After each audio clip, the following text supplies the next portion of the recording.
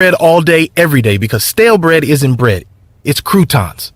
Sandwich history is written by the victors. Good thing we have legible handwriting. Jimmy John's, the sandwich of sandwiches. Order pickup or delivery on the app. This isn't your regular cola, so this isn't your regular cola ad. No beach parties or family barbecues here. Just Nitro Pepsi, the first cola ever infused with nitrogen. So forget everything you thought you knew about soda, because that nitrogen gives us a whole new experience. Think an infusion of smaller bubbles for a cola that's got a lighter, smoother texture. And don't get me started on the pour. You don't pour this like any other cola. We're talking turn the can completely upside down and watch as those bubbles cascade into the glass to create a frothy, luxurious foam topping. Can your cola do that? I didn't think so. Unless you've got your own Nitro Pepsi, in which case, cheers to your great taste. Because you already know that the only thing better than the pour is the unapologetic cola taste. Ah, what else is there to say? From the creamy foam to the smooth texture to its unbelievably delicious flavor, this is cola like you've never had it before. Time to bring your taste buds to the next frontier. New Nitro Pepsi. Smooth, creamy, delicious. This is Pirate Radio, WGHB Farmville, 1250 and 92.7 FM Greenville, WDLX Washington, 930 and 104.1 FM Washington. Can you be quiet, please?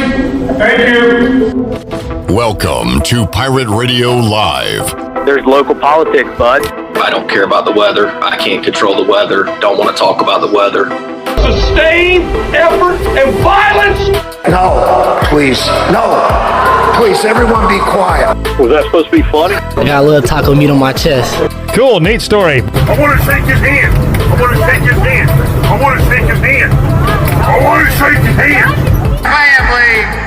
Let's get the pumping. Now live from the Pirate Radio studios in the heart of the Pirate Nation, here is your host, Clip Brock. All right, I hope everybody's having a great Friday out there today, wherever you may be tuned in to us on Pirate Radio 92.7 FM in Greenville. If you're around town, 104 Washington, also 104.1 in Washington, 1250, 930. You can find us online worldwide at pr927fm.com.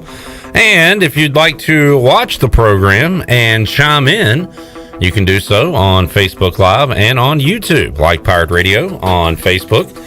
And you can find some great contests there, a lot of content there, and also all of our ECU postgame baseball videos. We got a lot of spring football coverage and more at our YouTube page, Pirate Radio TV. Subscribe to Pirate Radio TV today. Coming up on the show, we'll get you ready for your sports weekend with Brian North coming up in about 25 minutes or so. At 4 o'clock, our weekly NFL chat and Panthers talk with Tony Dunn, CarolinaCatChronicles.com. We've got, I don't know if news is the word, Panthers speculation.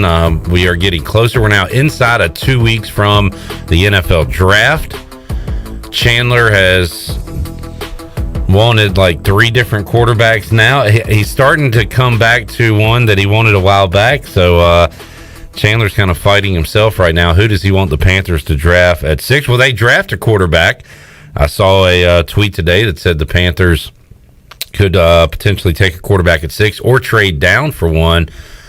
And now you're starting to hear the names of Desmond Ridder. This thing changes like every week. Desmond Ridder, I read a report that he's being graded by scouts and teams as a first-round talent. Sam Howell potentially moving back to a first-round QB. So this thing is wide open. We could see not a QB taken for a while. We could see 5 or 6 taken in the first round. So we'll talk about that.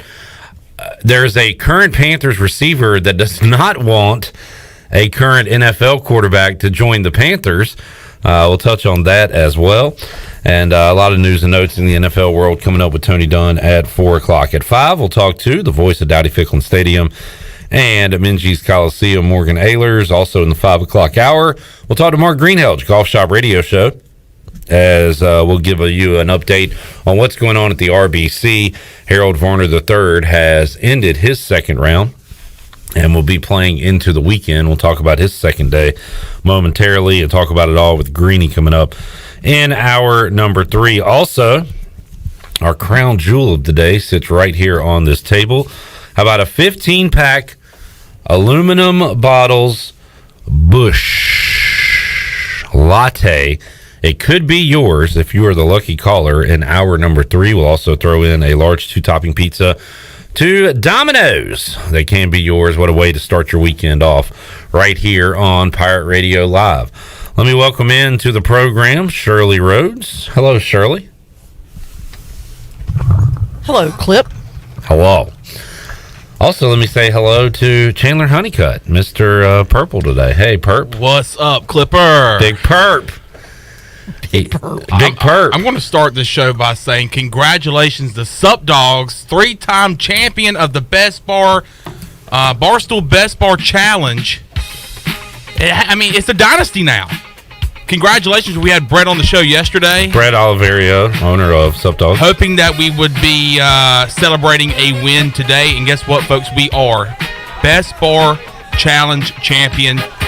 It's a familiar name, Sup Dogs, right here in downtown Greenville. Congratulations to all of those guys over there at Sup Dogs. So, I don't know. He said yesterday if they win it, they're thinking about maybe not doing it again, letting somebody else win. So, this is the 4th one they've had, and three out of the 4 times it's been Sup Dogs hoisting the trophy. Do you go the Peyton Manning route, retire on top, the Elway route? Do you go the Brady route and others and just keep trying to stack up championships? What do you do? What I say we do is we actually do a Brady. I say we're done, and then next year as the bracket comes out, Sup Dogs, Brett and Sup Dogs says, hey, you know what? We're in. We're back.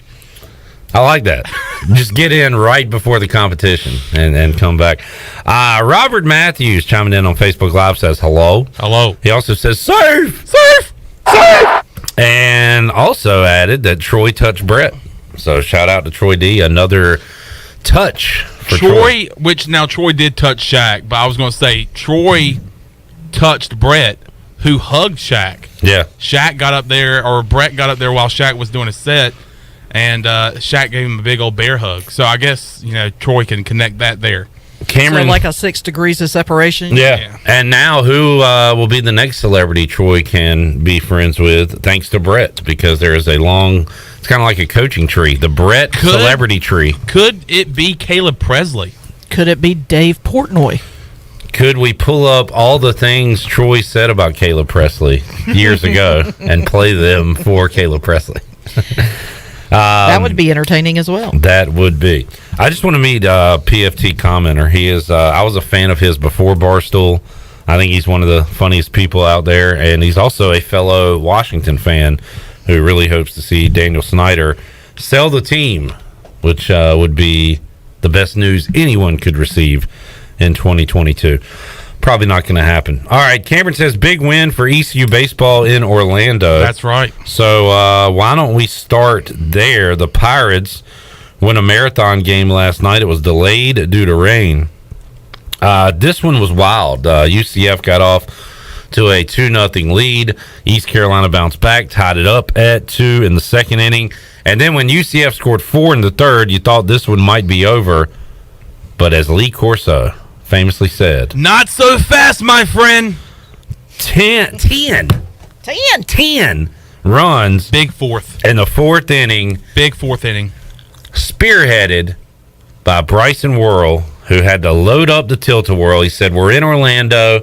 You got Universal. You got Disney. They got great rides there. But the classic tilt-a-whirl will stand the test of time. It is the new main attraction in Orlando. He goes big fly. And the Pirates pick up a big win last night on the road at UCF. Felt good to take that game 1. Ryder Giles got the win, moving to 4-0 on the year. Now, UCF put runs on the board. Only 2 of those were earned against Ryder Giles, so that ERA will stay sparkling. He also remains undefeated on the year. Did give up 7 hits, so he was touched up, had 4 strikeouts. Garrett Saylor, then fan man, comes in, goes 4 innings after the delay, 3 hits, allowed a run, and the Pirates go Friday night. So last Friday in the win over Wichita State, I think they threw 3 arms. Last night, Saylor, probably done for the weekend now, but they go 2 pitchers last night, Giles and Saylor, to pick up the win. Yeah, you want to limit those arms on that Friday. Well, technically yesterday being Thursday, which is technically your Friday game. You want to limit those arms. So technically speaking, in terms of a series being switched around a little bit for sure, if any. But no, shout out to Garrett Saylor for coming in and extending his outing and doing a great job of limiting runs and which I mean it's great to have a lead that he was given with that big 4th inning. So yeah, shout out to Saylor, great outing there for him, and Pirates get it done in the first day of the 3-game series. Hopefully they can get it done today with Cooch Maynard on the mound. A hit party for the Pirates, and looks like everybody who started got a hit for East Carolina. 2 for Agnos, 2 for Hoove. Moylan had 1, Cam Clonch had 1, 2 for Jenkins Coward, 2 for Starling, 3 for Amac, 3 for Worrell, 3 for Ben Newton. Oh, that is just lovely. That is lovely, because I mean that is something that this Pirate baseball team has been lacking this year, and it's been at the plate. It's been hitting the baseball. So especially when you're doing it in conference play against a very quality program in UCF, a program that Cliff Godwin is very familiar with one of his stops being in Orlando, and to do it on the road is great. So good start to the series. And Connor Stain, the starter, I believe he's the one he's familiar. Yeah, he pitched against ECU in the regional when he was at Maryland, and had great numbers coming into this game. Pirates really put a stain on his resume. Ooh. Yeah. That was good. 9 hits, 7 runs allowed, 4 earned, and just 3 1/3. Struck out 4, walked 1. So anytime you can touch up a Friday starter like that, that is a good thing. Pirates will now roll that into today, which game starts at 6 once again. I would have to check. Yes. I want to make sure. 6 o'clock tonight, 2 o'clock Saturday. I don't give out false information, but Shirley is on the ball. 6 today, 2 o'clock Saturday to wrap up the series. East Carolina will then return home for a game before heading back out on the road. And next week we will talk to Mr. Safe himself. Corey Glore will join us to talk Pirates and Green Wave. By the way, former Tulane announcer, our buddy Todd Graffinini, I sent him a text last night that said, "Go Pels." They are on the road tonight in the play-in tournament, the final night of the play-in tournament. Pelicans at Clippers. And he sent me a picture live from his favorite baseball team's ballpark, Dodger Stadium. He got to see Freddie Freeman get his first home hit as a Dodger last night as they won their game against the Reds. So Graf getting ready to call some play-in tournament basketball. And we'll have some news on that later. Some big news for the Clippers. Paul George. As you mentioned, Major League Baseball tonight, 9:40. The Padres and your Atlanta Braves. Yeah. Former ECU commit Mackenzie Gore, the #1 pitching prospect in the Padres organization and Whiteville product, will be getting the start. He is making his Major League debut tonight at 9:40. Almost pulled the trigger on a huge future, Chandler. As you know, I am the future. Had the Rams, had Kansas. Almost took Mackenzie Gore NL Rookie of the Year for monster numbers before the season started. Wow. I did not. And now that he's pitching this early in the season, yeah, I kind of wish I did. Well, I knew he was going to be called up at some point this year. Did you now? I did. How did you know? I said the other day, I said Mackenzie Gore's probably going to be called up here soon. I don't remember that. Okay. Well, you say a lot of things. I know. And I wish you were remembered because I remember saying it. But anyway, didn't think it would be this early. So congratulations, Mackenzie Gore. His parents. I actually talked to his parents when Frank and Al. I'm sorry. Could be one of those shows for me, folks. I'm going to go ahead and admit it. I mean, it is Friday. I will give you that. It's Friday. Hi. Oh, we're getting to that again. Oh, jeez. I just figured I'd throw that in there. His parents were at my parents' restaurant whenever Gavin was having his draft party. Great people of Whiteville. Great people of Whiteville. Whiteville has the best people in the world. ECU has the best fans in the world. Listen. Nobody works harder than Joe Dooley, although I did see Igo says that people say nobody works harder than Michael Schwartz. So I don't know. I don't know who to believe. Stephen Igo said that. There was like a VIP chat. I meant to bring it up with Igo that said like, Michael Schwartz. They say nobody can outwork Michael Schwartz. Wait, we just had a coach that nobody could outwork. How do we keep getting these coaches that are the hardest workers in the world? How lucky are we? We are lucky. And Pirate Nation, you're the real deal. Best fan base in the world. You are the real deal. Turns out you can say that about anybody. But it's true here. Hardest working coaches, best fans. Nobody outworks. Solid coach. Solid hire. Solid hire. Solid as a rock. All right, speaking of solid as a rock, Harold Varner III. Was that a deep breath just to take one because you needed oxygen, or both? Because I always find myself out of breath. He's going to make the cut. Yeah.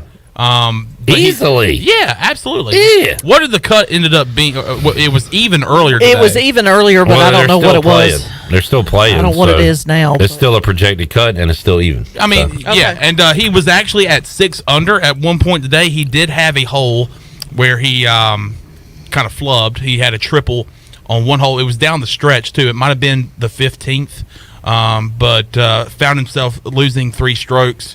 There was actually a kind of a controversy there, Shirley, with the ball being OB, out of bounds. Yeah, well, he hit a ball wide to the left. It left the fairway and actually landed what appeared to be in the yard of someone's home that's near the golf course. Well, they had the stakes, the white stakes that would determined what the out of bounds was, and it appeared that the golf ball was just inside those stakes, which would have allowed Harold to shoot his next shot from that spot. Well, the homeowner walked over and picked up the golf ball to identify the golf ball for Harold. And wait, why? What do you mean identify? Why did he have to do that? Oh, because Harold couldn't go in his yard. I guess apparently. Well, stand your ground laws. No, apparently Harold walked over, was trying to find his golf ball. Did he knock on the door? Owner? No, this was someone's backyard, and the guy was out sitting in his backyard watching the tournament. And the guy walked over, and Harold said, "Is that my ball?" He said, "Is it a red Titleist 2?" The guy said, "Yeah." He said, "Does it have a black dot on it?" Well, the gentleman bent over and picked up the ball and said, "Yes, it has a black dot on it."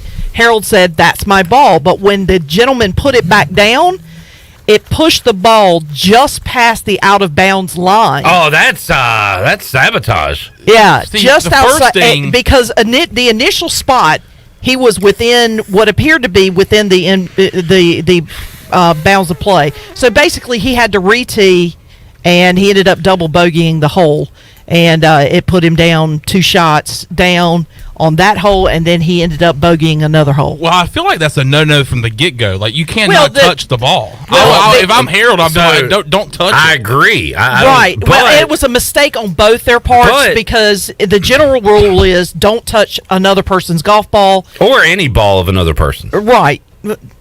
Fair. But Harold did not tell the gentleman to not touch the ball. He just said... Right. So it was kind of a mess up on both their parts. You almost need an in-between party here because Harold just can't be walking in people's yards during the middle of the day. Well, they did call over an official. I do it all the because time. the official came over and actually he walked over there with him. Now, he should have been the one to touch the ball. Who? Harold or the official? No, the guy. No, the but official. But the official did not. He walked over, he got a sight line, and you could see that it was just past. After the homeowner had touched the ball. Right. So, but there's nothing you can do about that because the gentleman touched the ball before the official ever got there. I think he should be put in prison. So I don't know. There was just this whole thing. Harold did not look pleased at all that he had to go back and take another tee shot. It's a par 4. You're hitting 3 from the tee. Yeah. And, so he was not happy. He was in trouble after that, but he's still in good shape. I think he's sitting at 3 under. The leader, Patrick Cantlay, I believe this is what I just saw. 7 under. It's now 6 under. It's Cantlay bogeyed, so the lead's at 6. So Harold's only 3 shots back. Yeah, so he's still in good shape. Yeah, so still despite got a some guys disastrous, couple of holes, he's still in the hunt, which is good. But the wind was also playing a huge factor in that tournament because the wind was pretty strong. By the way, like Chicago type wind. What are the scientists saying about this? There's I'm watching the Mets today. Wind everywhere. Chicago yesterday. South Carolina. Why these wind? What's happening in the world? The wind is picking up here in Greenville, North Carolina. Is this El Nino? Spring. El Springo? Yes, El Springo. El Springo has hit, folks. So be careful with your hats out there. Hold on to your hats, is what we're saying. Literally. Literally. All right, for sure. Opportunity. Tie? Hi? Tie. Hi. Tie? Yeah. It's the second time, man. He just says it the same way. Doesn't clarify. We'll sprinkle that into the program today because I just can't quite get enough of it. We'll let Tony Dunn digest that too. Yeah, we'll let him break it down like DX once did. All right, what's next on the rundown? We got the NBA playoffs.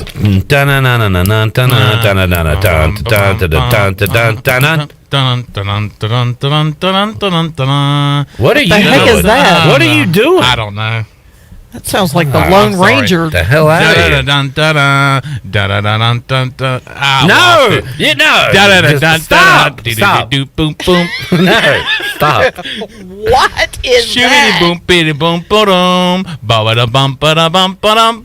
you know what you're trying to do? What was that, Mario? Yeah, I don't know. All right, do it for me. You get off to a good start and then you change the whole song. Okay, stop there. Oh, here we go.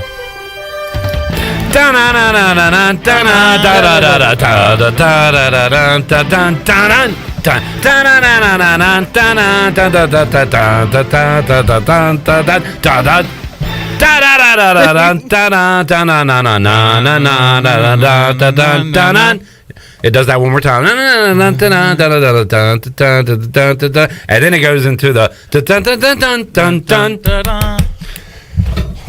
God, you're killing me, man. You should have been born earlier. Killing me, Smalls. Killing me. Paul George. Stop. All right, that's it. Seriously. All right, that's it. Paul George out for the Clippers. I believe that means the line has moved. Why am I saying believe when I can just look it up? We believe. It's not how I believe, and it's about proving things to people. It was Pels +4, Clippers -4 tonight, and I had heard through the grapevine that now the Pelicans are a favorite, and as I look it up my damn self, the Pelicans are favored by 1 on the road at LA. Chandler, what do you think? I got to go with the Clippers at home. You know what, Tony Peterson? You know what? I like the Clippers at +4, or I like the Pelicans at +4. Now I kind of like the Clippers at +1. Home dog. I know they're without George, but by George, I still think they can do it. Hawks are a 2-point favorite. This one stings. Could have been us. We were nowhere close. Look, you think about 14 different shots. Clip, don't worry though. They're going to post that score in the practice facility, and they're going to see it all year long next year. Not just 1, but 2 ass whoopings. Because last year they took 1 from the Pacers. This year they took 1 from the Hawks on Wednesday night. As we tried to enjoy some sports trivia. By the way, shout out to CJ Schaefer. Heck of a job guest hosting the other night. Great. How about his real job? Where is he? Not here today. I don't know where he's at. Okay. He told me and I forgot. Shout out. Did you see the tweet that said he was trying to hunt down some jelly beans before they go out of season this weekend? You know what? If you want a jelly bean, now's the time to get it, folks, because after Sunday, they are gone. You might They're going back in the vault. Some like old crusty jelly beans somebody's selling on eBay, but I wouldn't eat those. All right, you know what count is that 2? I'm really getting bad at it, aren't I? You know what? You are. Ty? Hi? Ty? Ty? Hi. Ty? Did you see the tweet that said Gordon Hayward might want a change of scenery? What? Does that mean he's actually going to play on the court? Yeah, He's tired of looking from the bench? Wait, do you mean that he's actually going to play basketball next year? Because that is new scenery for him because he has not seen the court in a while. Bum-ass bum. Bum-ass. Hawks, both teams are road favorites tonight, Chandler. You are still a Cleveland believer. I'm a believer. You're a Beливelander. I'm a Chandler believer. Clevelander. Are you going to take the home dogs tonight? Is it a home dog Friday? I love a home dog. I love eating hot dogs at home. I like hanging out with a dog at home. I like eating a hot dog at home. And I love home dogs in sports. Give me the Cavs. All right, there you go. I want to go real quick through the series with you, Chandler. And let's start with 1 o'clock Saturday, Jazz Mavs. Luka. I love Luka. Luka out? Love him. Did you see Luka's out? No. For game one?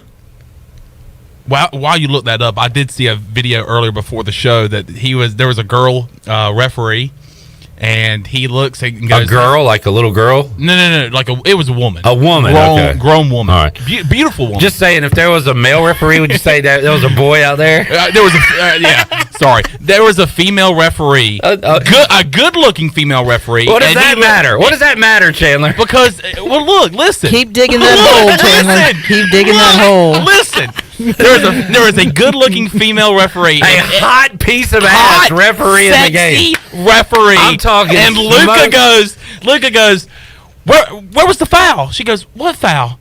And he goes, where was the foul? He said, what foul? He said, falling in love with you. That is a true video. He said what? I'm falling in love with you. No way. I swear. There's a smirk to it. Look it up. It's great stuff. Luka with game. So no Luka tonight. That's tough. You're not that guy, pal. Trust me. You're not that guy. There was an absolute 10 smoke show reffing this game the other night, y'all. Mavericks All-Star Luka Doncic out for game one on Saturday. Significant concern remains for his availability in game two on Monday. I don't like taking the Jazz. Who are you taking in the series? Jazz, Mitchell, Gobert. Man. I'll take the Jazz. I like the Jazz too. I don't like it, but I'll take it. They got stars. So does Jazz and Luka. Jazz in 7. Timberwolves at Grizzlies 3:30 on Saturday. This is going to be fun. It's going to be fun. I'll go Grizz in 5. I like Desmond Bane. Of course, Ja Morant. I don't know. Memphis is going to have a great home court advantage. I'll go Grizz too. But now Timberwolves are going to be really tough, especially defensively with Beverly. What a show he put on. I'm just watching it for Beverly's antics. Yeah, and he's guarding Morant, so that's going to be a fun series. But give me the Grizz. All right, I'll take the Sixers in 7 against the Raptors. I think this one goes the distance. Yeah, I think they'll sweep them. I want to take the Nuggets, but I'll take the Warriors. Wait, what did you say? Who's sweeping who? The Sixers? Yeah. They're going to sweep.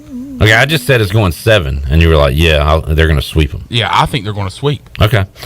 Nuggets at Warriors. I guess Jamal Murray's not playing. I'll take the Warriors in 5. You got Klay Thompson back. I mean, you got the trio back. It's playoff time.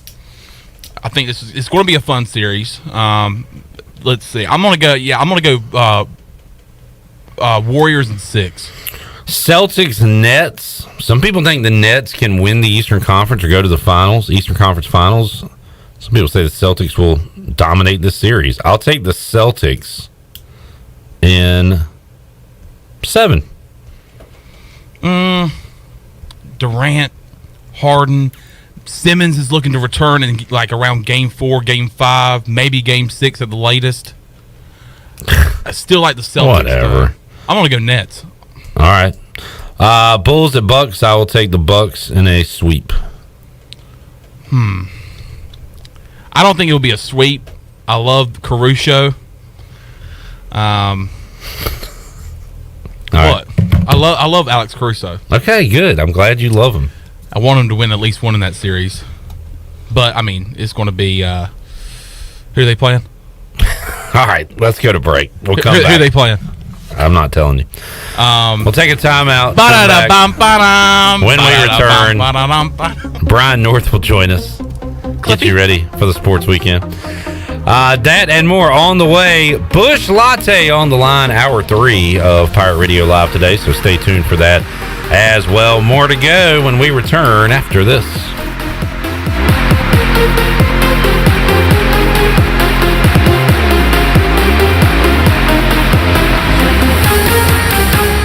Hey, O's families, break out your orange and black for Kids Opening Day on April 17th, when the O's take on the New York Yankees. Be one of the first 7,500 fans 14 and under to receive an Orioles Pop-It toy. And after the game, kids are invited to take to the field and run the bases like the pros. All presented by Wise Markets. Plus, experience a family fun day at the yard with caricatures, the Easter Bunny, and more. Celebrate the 30th anniversary of Camden Yards with Kids Opening Day. Buy now at Orioles.com/kids.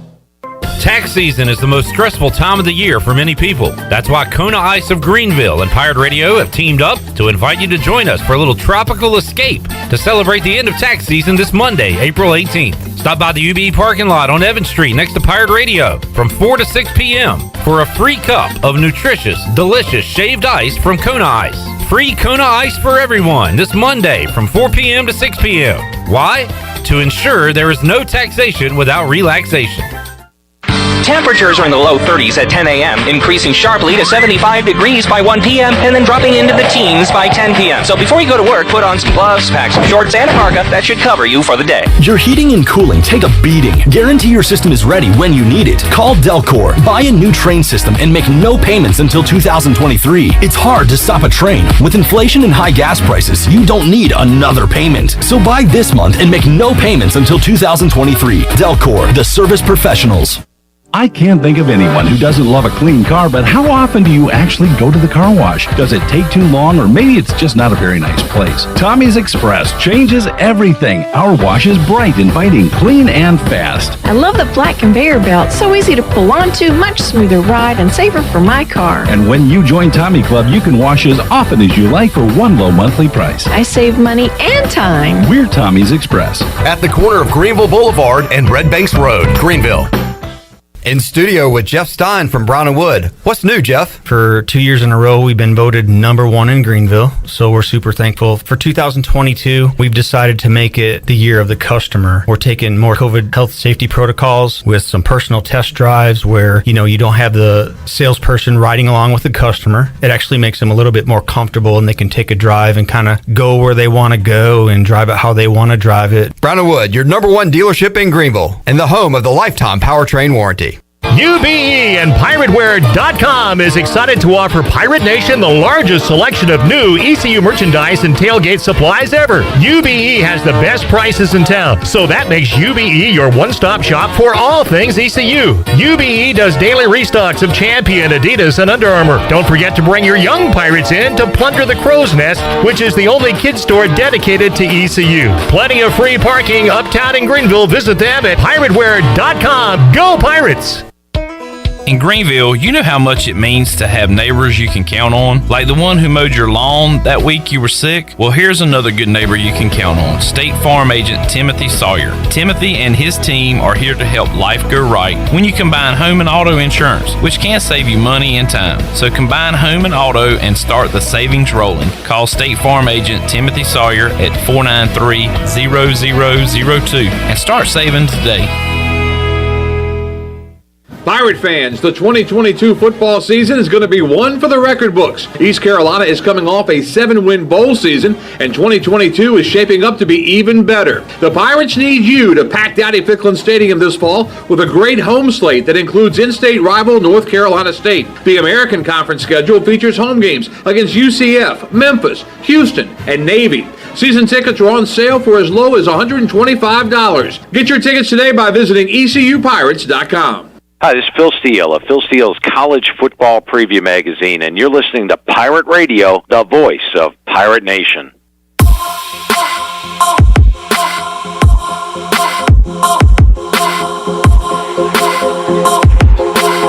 You're listening to Hour 1 of Pirate Radio Live. Do you need custom t-shirts, apparel, or promotional items for your business, organization, or event? Keep it local. Print it local with University Sportswear. Contact them today at universitysportswearenc.com. Now, back to the show. Welcome back. Vacation spots are right here in our very own backyard. Take a trip to a state park and enjoy traditional camping, RV space, and also air-conditioned cabins that can be rented with Wi-Fi.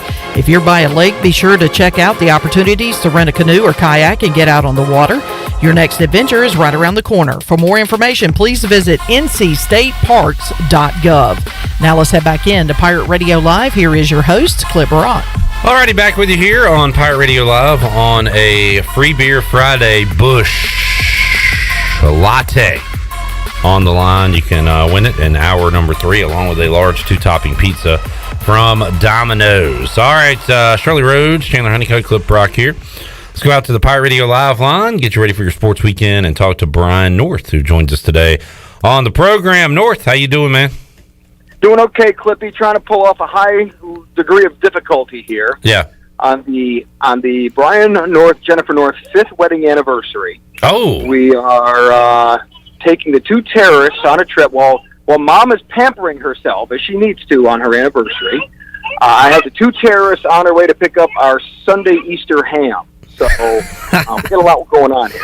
I know, and you told me beforehand that you would be doing daddy duties, and at any point in time, things could hit the fan, and you'd just have to hang up. So if you have to hang up, that's fine. I get it.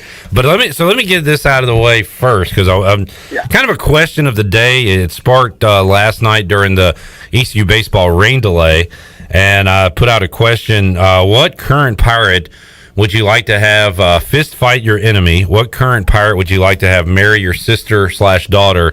And what current Pirate would you like to live with for a year? I'm going to ask you those same questions, but I'm going to ask you media members that have been around Eastern North Carolina since you've been here. You need to find 3 different people to answer those questions. So first one, Brian, local media member to fist fight your enemy. Who would you want to stand up for you in a battle? Oh, God, that's not saying much. They're all wusses, right? Yeah. So, who was the feistiest one? You know, there was who was the Daily Reflector reporter who's kind of a heavyset guy who, he was only there for a couple of years, but, man, Steve? Yeah, he's a Tampa guy. Yep, yeah. I know. I saw him not that long ago. I saw my old buddy Brock Letchworth, formerly of the Reflector, at Tiebreakers. Well, this was during football season. But Steve, that guy was actually in town. I spoke with him for a moment. Yeah. And I would not fight him. He's kind of a big guy. No, right. And for the record, I wouldn't want Brock fighting anybody. So Brock's a lover, not a fighter, like myself. Yeah. All right. What media member? This one's even tougher, Brian. No. Would you have marry one of your lovely terrorist daughters there? God. Oh, jeez. Now we're talking about fighting words here. So, obviously, none of the TV guys.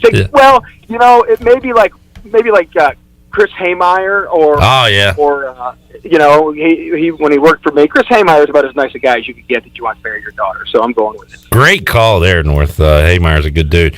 Already married though, so take him out of the pool. And finally, he has twin boys though that could marry my daughters though. So that's, you know. Wow, what a TV connection that could be. Brian, how about what Eastern North Carolina media member would you like to live with for a year? You hang out with them, you got to live with them, deal with them. Who would you take? God, that's so dangerous. You know what who my answer would be? Brian North, because like you could fix everything that went wrong with the place. So I would definitely like to have you around. Interesting things happen as well. Not to toot my own lifestyle, but you know there's never dull moments. So going in that category, I'd probably go with Tony Castleberry. Just yeah. And he's sober now, so you wouldn't have to worry about the Castleberry I used to hang out with. And very funny, would always keep it entertaining around the household. Yeah. Good call. Brian, thank you for participating in that poll there. Because I don't have much sports to talk about with you. I did see this. It's funny that this has become a huge news story now because it is not the norm. 2 North Carolina players are returning to the team next year, and that's huge news. Armando Bacot and then today Leaky Black announcing they would return to the national runner-up Tar Heels. I was thinking about this too, Brian. If you told me that the year after Roy Williams left, they would make the national championship and have all these guys coming back to finish the deal and have that kind of veteran team who's going to be looked at as a top 10 team maybe preseason next year. Oh yeah. I mean, if they don't make that run, probably not. But just based on their tournament run and everybody returning, you just do the simple media math because that's all the media knows how to do is simple math like that. And you just say, oh, they were that good at the end, they should be that good at the beginning. So I think definitely would be top 10. The only one I'm still not sure of, Caleb Love, would be the one guy I think really thinks he's good enough to go play in the NBA. So keep an eye on him. But I think everybody else returns. I don't think anybody else is that good. Like, they're good college players, but they're not good enough to be guaranteed pro money. So with Leaky, it was just a matter of did he want to return for one more year? He's been there 4 years already. Caleb Love is the only one I thought might have a chance of leaving. I don't know if he's made a decision yet or not. And we kind of come full circle on this thing. North Carolina was the school where players did leave early, not necessarily transfer portal, but going pro. I mean, you think about the Stackhouse Wallace, and then after that it was Carter Jameson and Joe Forte, and along the lines, Marvin Williams after just 1 year. And now you've got these guys coming back to a prestigious college basketball school like North Carolina, and everybody underneath them is going to have to deal with all the roster turnover.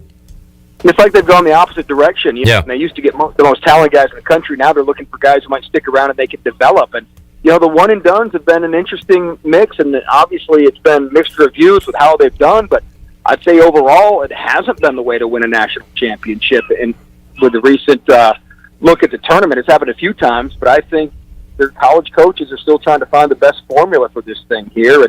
And having older players, the transfer portal, it's been taught for a lot of people now. So having players develop other places and get good and then come to your university seems to be the way most people are attacking that. And that certainly worked for Carolina this last year with Brady Manning. And switching sports here, but it's kind of all the same across college athletics. Talked to Donnie Kirkpatrick yesterday, and I asked him, has he changed any of his methods now that it's paramount more than ever to keep guys happy if they're not getting playing time somehow to keep them on the roster. And he said he hasn't really changed much. It's still kind of football. You're going to have to get into your guys at times. You're going to have to coach them soft at times. You got to know your personnel. But he did note, Brian, that you're seeing a lot of older coaches leave because of what's happening now, and it's just not the same that they're used to. And you've got young up-and-comer hungry guys going back to basketball like Michael Schwartz, who is now trying to piece together his first team, and he's added 4 guys in the last week. So it's kind of interesting now. You're still a coach, but man, it's so different than it was 20, 30 years ago. And the coaches 20 years ago were saying how much different it was from the 20 years ago. That's a good point. The only consistent thing in life is change, and it's all about adapting. And that's why it's so rare for a guy like Coach K to have the success he had for 42 years, because he adapted over that time with all the different ways of recruiting and the rules and even the transfer portal at the end. So it's hard. It's a high degree of burnout having to constantly cater and be on the phone now and constantly be after these kids and making sure they're still happy. And it's a lot of work. It's like being in a high maintenance relationship. So it's tough for coaches. You try and strike when the iron's hot with these guys, and Michael Schwartz we'll see if it'll help with him coming in here and bringing these guys in. But then how long does that last, and does he get the good feelings going? And we know with college athletics, the feelings don't last very long because these kids don't have long memories, so they don't care too much about long traditions. They care about who's good now and who can get them to where they want to go, which is always the pros. And Brian, another topic that comes up and recruiting makes me think about it. And talking to you, I always go with the local angle with you. Every coach that comes in with East Carolina, whether it be baseball, basketball, football, everybody complains about the previous coach not recruiting the East. I guess I'm specifically talking basketball here, keeping guys here. If they're really good, they're going to go to the Triangle, probably. And then it's a matter of, okay, is that next tier, do we consider them good enough to be AAC basketball players? I think about Shaquem Phillips with UNCW. And, man, he had a great year this past year. Justin Wright was an all-conference player, I believe, at NC Central. So it's like, can you bring in those guys? I don't know, Brian. What's your take on that? Like, how has ECU done over the years? Are they doing enough? Are they letting the right guys slip away? Are they not bringing in what's your take on that? Right. Well, my take has always been they don't have enough local guys on the roster. We've had too many guys go away. Now, college basketball recruiting is so much different because it's based on camps. It's always based on regional to national as opposed to local with football. And so you're not even really going to high schools as much as those showcase deals. Correct. I think when you see Roy Williams, like he used to show up, or Coach K occasionally, whatever NC State coach was there, when they show up, it's more ceremonial now. It's not like they go there to watch anymore. It's to let them know, hey, I'm here, I like you, and let the crowd get involved with them. But all these things are done now during the AAU and camp. All that stuff, recruiting, is done well beforehand. So I think the high school visits, going to the games, is all just showcase stuff now. These coaches make most of their decisions based on their camps, these ABCD camps, the shoes, the sneaker camps. All these things are done on that level now. And so, yeah, I've always said if I were the ECU coach, I would have 3 spots open on my bench. One for a kid from Farmville, one for a kid from Kinston, and one from what other school at the time, because there's plenty of talent there, and then develop them.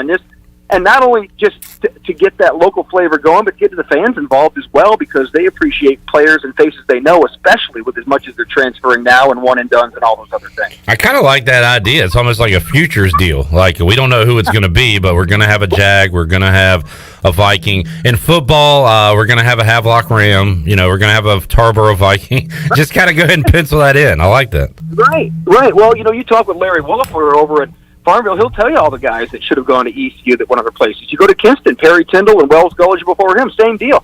They'll tell you all the stories of, well, the coaches came in here, said they weren't, big enough, fast enough, couldn't shoot, then go somewhere and develop, and then you see that they could have played if you just taken that flyer on him. I'd much rather you take a flyer on a local kid who may stay longer if they don't get what they want and can bring in more fans, than opposed to some kid from the other side of the country who's going to get homesick and not be happy and will jet on you a lot quicker. I'd much rather have you dedicate yourself to a kid you can develop and will take some pride and know the school history a little bit.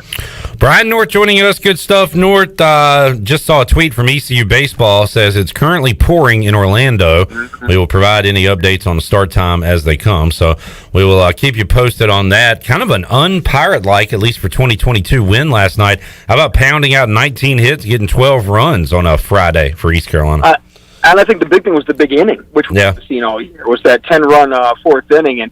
And 12 runs, they've done that a couple of times now. So, it busts out. It's just keeping it consistent. And that's been the thing, has been the consistency with this team and just finding those breakout stars. And I think we're starting to see some. I think we said at the beginning of the year, it's going to take about half a season, get into conference play, and I think you'll find some hitters emerge.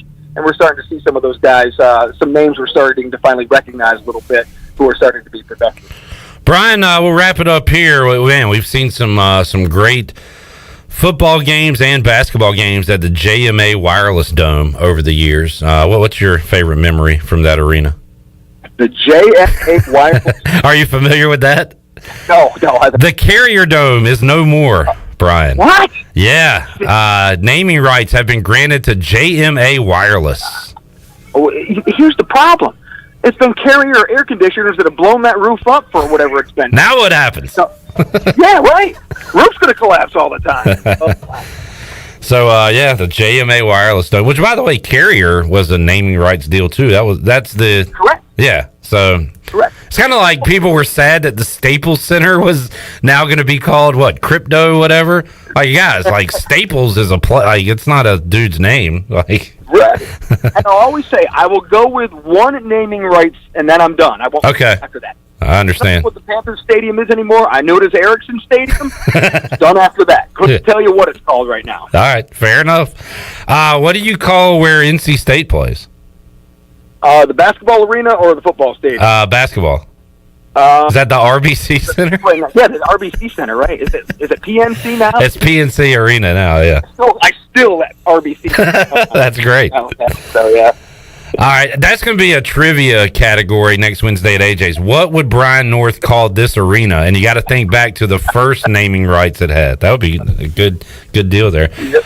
Brian, we made it through. Are your daughters okay? I hadn't heard from them in a while. No, I don't know how you haven't heard the one in the back is saying, "Get me out, get me out." But I've been trying to get me out. A tape measure, an escape tool from a car, and a red bracelet that was sitting on my car. But yeah, it's about ready to explode back here. So your timing is pretty good. Enjoy your anniversary there, North. Thanks, Cliff. Hopefully the ham's good anyway. All right, Brian. We'll see you, man. There's a great Friday chat, as always, with our buddy Brian North. Yeah, JMA Wireless Dome. East Carolina's played there before. We've seen some great basketball games there as well. North is such a family man. He is. He's a man. He's a jack of all trades. Great guy. Yep. But, yeah, those terrorists, as he calls them. Terrorists. He says it every Friday. Single Friday. You can bank on it. All right, we'll take a break. We'll come back. We'll wrap up hour number 1 of Pirate Radio Live. A lot more to go on a Friday. If you want to be a part of the show, you okay? You got something in your throat over there? No. I was trying to start the NBA on NBC again. You can do that off mic if you'd like. Anytime you got a cough, sneeze, clear your throat, you can do it away from the mic. Yeah. All right. Excuse me. If you'd like to chime in, you can do so on Facebook Live, Twitter, or give us a call, 317-1250. We are here live till 6 o'clock. More to go on Pirate Radio Live after this.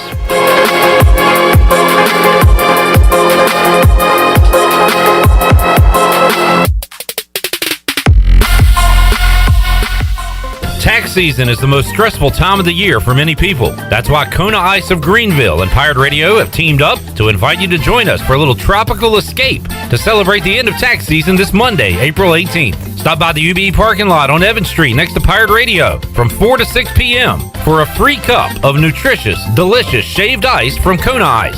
Free Kona Ice for everyone this Monday from 4 p.m. to 6 p.m. Why? To ensure there is no taxation without relaxation. Hey Greenville, Bagel Man here with some exciting news. We are now open for dinner. This is the first time ever for dinner in our 33 years. Our entire menu is available, plus some new sandwiches like the roast beef cheddar, the Italian sub, and the meatball parm. You can also get French fries and home fries as a side for any of your sandwiches. Order online for pickup or delivery, and don't forget about our great catering. We're available 7 days a week. We can deliver or you can pick it up. Bagel Man here. When a storm hits, you can count on Greenville Utilities. They put their emergency storm plan into action to restore power as quickly and safely as possible. If you experience an outage, call them toll-free at 1-855-767-2482. The automated hotline can handle a large number of calls at once, virtually eliminating busy signals, so help can be on the way as fast as possible. Remember, GUC's emergency hotline number is 1-855-767-2482.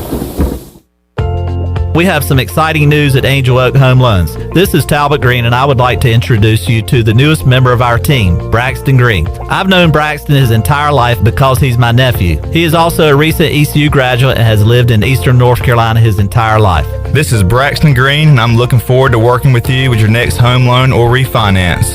Give us a call at Angel Oak Home Loans today at 751-2060. NMLS 1719250, Equal Housing Lender. Hi, I'm Annalie Newhoff. And I'm Rob Campbell. And we are with CopyPro. We have been locally owned and operated here in Eastern North Carolina for almost 50 years. CopyPro is the leader in office technology. Does your business struggle with keeping printing costs low or producing professional documents? Here at CopyPro, total customer satisfaction is our #1 priority. We have a variety of solutions to help reduce your printing expenses and make your business more productive. Call us today at 1-800-682-6558 or online at copypro.net. CopyPro, we are the professional office systems people. This is Mark Washington with Max Sports Performance at Max Fitness. Our facility has reopened and is following all safety protocols. The best thing you can do to strengthen your immune system is, of course, to work out and exercise on a regular basis. I can assist you as your performance coach. You can also enjoy the benefits of a private facility. Avoid the crowds and work out at Max Fitness. Now is the time to get healthy. Max Fitness, just off Highway 43 in the old Ace Hardware Building behind Speedway in Greenville. Call me, Mark Washington, 902-4877. Chico's Mexican Restaurant is the home of the best margaritas. Grab your amigos and head to Chico's every Tuesday for the Gulf of Mexico. A huge 38-ounce lime margarita for only $7.99. On Thursdays, relax and enjoy half-price pitchers of Chico's house margaritas. Choose from lime, strawberry, blood orange, raspberry, or peach. For Mexican food and fun, it's got to be Chico's Mexican Restaurant in downtown Greenville and online at chicosrestaurant.com. Chico's, where the fiesta never ends. Before anyone walks into your business, the outside is what they see. Make sure your first impression is a good impression with the right curb appeal. Hi, this is Daniel Andrews from Dan Andrews Lawn Service. We specialize in making your business look great. Let us handle all your professional landscaping needs. We do it all so you don't ever have to worry. Residential services are also available. Call us today at 717-8006 and we'll come out and give you a free quote. Taking care of your landscaping needs is all we do, and we've been doing it for over 20 years. You can trust our reliable team at Dan Andrews Lawn Service, covering all of Eastern North Carolina. This is Ryder Giles, and you're listening to Pirate Radio, the voice of the Pirate Nation.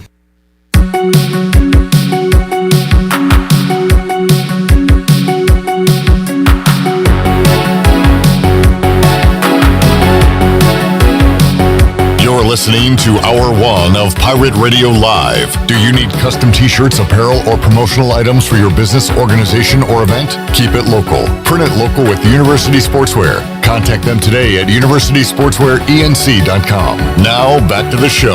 Welcome back. Do you need some beer for the weekend? The Jarvis Street Bottle Shop near Christie's Euro Pub is a specialty shop selling craft, domestic, and import brews, along with wine and growlers.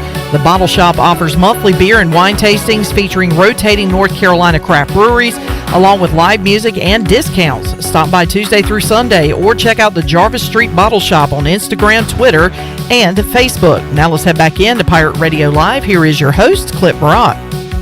All right, coming up in a few minutes, we'll talk NFL with Tony Dunn. He comes in with sleeves today. You'll see him in just a moment. Shirley Rhodes, Chandler Honeycutt here as well.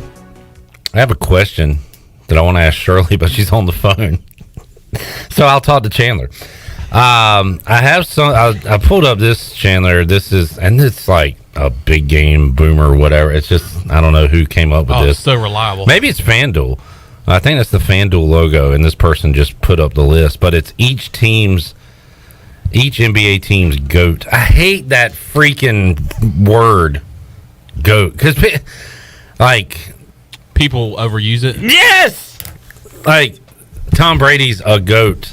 Like, you can't be a GOAT. You have to be the greatest of all time. It's not a greatest of all time. And Tom Brady could be the, but you can't say a GOAT. That makes no sense. Like, he's an actual GOAT. I hate that, man. I wanted to bring Shirley into this because I think her answer would be different than your answer and this poll's answer. For the Hornets? Who's the Hornets' greatest of all time? Just say what you feel. Larry Johnson? Or no, what do you... give me your answer. My answer would be... I'm going to go Kemba Walker. That's what the answer is here. Now, I don't know if it would be... I don't know who it would be outside of Kemba, because, like, Larry Johnson was a good player, but was he great? Alonzo Mourning, too, so. Like Muggsy Bogues, Dale Curry. I think Kemba... Those were just original Hornets. Yeah, Kemba's the all-time leading scorer.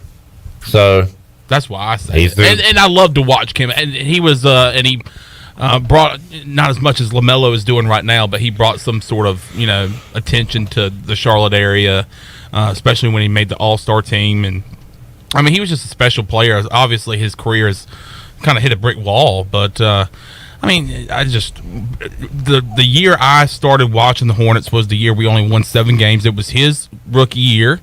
It was Bismack Biyombo's rookie year. Those were our top 2 picks right there. So that, I mean, I would just go with Kemba. How about the, and I don't know if you could go older with the Hornets. How about the Blazers? Okay, let's get Shirley in here real quick. Shirley, best player in Charlotte Hornets history is who? In Charlotte Hornets history? Yes. In the history of the Charlotte Hornets. Since 1988.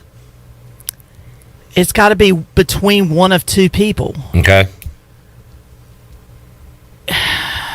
Either Larry Johnson or Muggsy Bogues. See, that's why I wanted to bring Shirley in, because this has Kemba Walker. Oh, that's Chandler horse has pucky. Kemba Walker, and I think I would agree. I mean, he's the all-time leading scorer in the franchise. Who, Kemba? Yeah. I think I agree. Okay, well, I guess maybe He if could you... be. But, well, you can't say Muggsy's the best player. You could No, say I like would he's say Mr. Hornet or whatever. I would say he's the face of the franchise. I would give you that. Yeah, like 'Cause he's Muggsy or still Larry around. Johnson both would have been. I would identify them as the face of the franchise. Like if you said, like you said, Mr. Hornet. Yeah. I would have thrown out those two names still. I'm going to go with. I'm going to change my answer. I'm going to go with Rex Chapman, and rest in peace, Pete Gillen. Thank you for that, Chandler. All right, now this is why I brought this up. Because you could go on. So who's I will ask you first, Shirley. Who's the best player in Blazers history? Portland? Yeah. Portland? Ty? Hi? Can I answer? I don't even know a Portland Trailblazer, do I? Okay, well, here's my Shirley answer, who I thought you would say. Clyde the Glide Drexler. Oh, Clyde. Yeah, duh. Yeah. Who Clyde, would you say? Yeah. Clyde Drexler. This says Damian Lillard, and normally...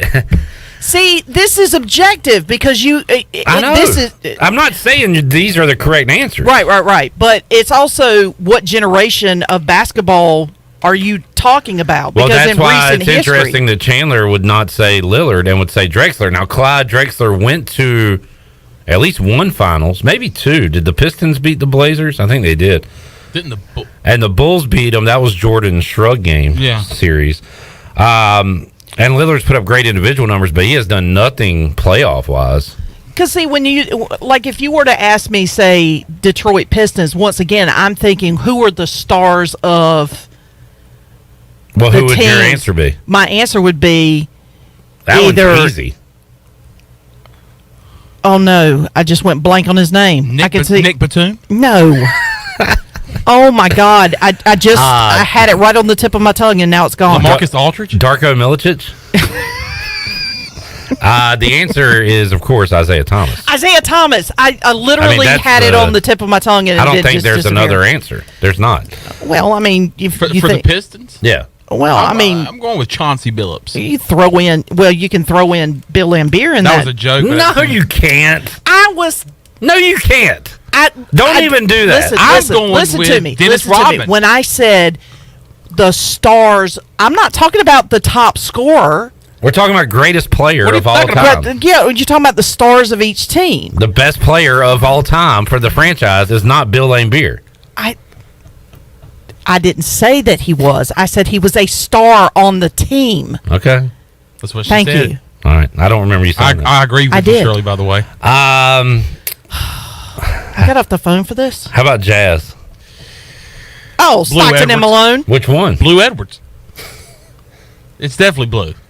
Malone. I would Karl think Malone. yeah, just Karl says Malone. Stockton. But I guess that's your Well, preference. I don't know. Interesting. God. I would have said Malone.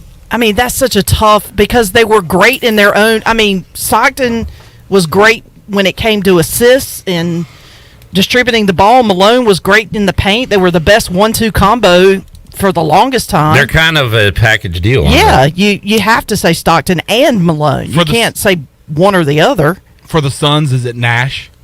For the Suns, it is. Who else would it be? Barkley or Amar? Yeah, Steve Nash. How about best Raptor ever, Chandler? Best Raptor, Kawhi Leonard. He wasn't there long enough, I guess. I mean, I would think Vince Carter right off the top of my head. I was thinking Vince Carter. This has Kyle Lowry. I know it's opinion based, but I don't think I agree with that one. I don't agree with that one. I'll say it. Other ones are easy. Shirley, Celtics, Larry Bird, Hawks. Akeem Olajuwon. You're No. thinking Wait a minute. Rockets. Kawhi Leonard won a championship for the Raptors. I know he won one, and how many years was he there? Not that long. That's Dominique. my point. Dominique Wilkins. Yeah. Dominique Wilkins. I get Dominique and Akeem sometimes mixed up Why? because I have to literally. Are you looking at red uniforms? No. or something? It's the red uniforms, but also because I have to remember. I was like, okay, he's the human highlight reel. Which one is it? He's and I not- know it's Dominique. Remember this. It's kind of like Inception. If you're in a dream, it's Akeem. If you're in real life, it's the human highlight. Okay, anyway. Wow, that was a stretch. We'll wrap it up here with the Washington. Now, Since Julius Erving is listed as the best Brooklyn net ever, I guess this would be Washington Bullets. This is the absolute dumbest one of all time. So is it Washington Bullets slash Wizards? I get, and I didn't see him play, but like Wes Unseld would come to mind for me. See, I would. You know what? I'd put Jordan in that. He was a Wizard. Oh my goodness, I hear you. But what is Jordan the answer? Do you have an answer, Chandler? For the Wizards, who comes to mind when you think Wizards Bullets? Like I think to me, Wizards would be Bol. No, I think you mean Manu Bowl? Yeah, his dad. Sorry, Gilbert Arenas. Jesus, are you serious? There's no way that's right. I have the biggest problem with any of them.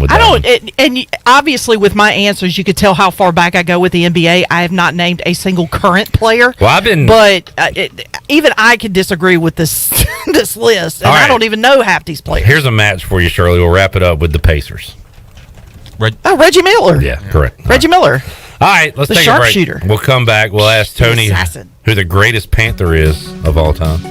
Also, I'm going to ask Tony my 3 questions, and he has to answer all-time Panthers players. Who would you want to marry your daughter? Who would you want to live with for a year? Who would you want to fight your enemy? I can't wait to hear Tony. And I want to hear your answers with the Panthers as well. Okay. And Shirley, I'm going to ask you, I guess we'll do it while Tony's here. My category for you for those questions is going to be musicians. Ooh. Since you're a music fan, you have to pick a musician to fight, a musician to marry your sister, daughter, a musician to live with for a year. So think about it. Okay. Get it going. Okay. In the brain. We'll take a time out. Come back hour 2 on the way after this.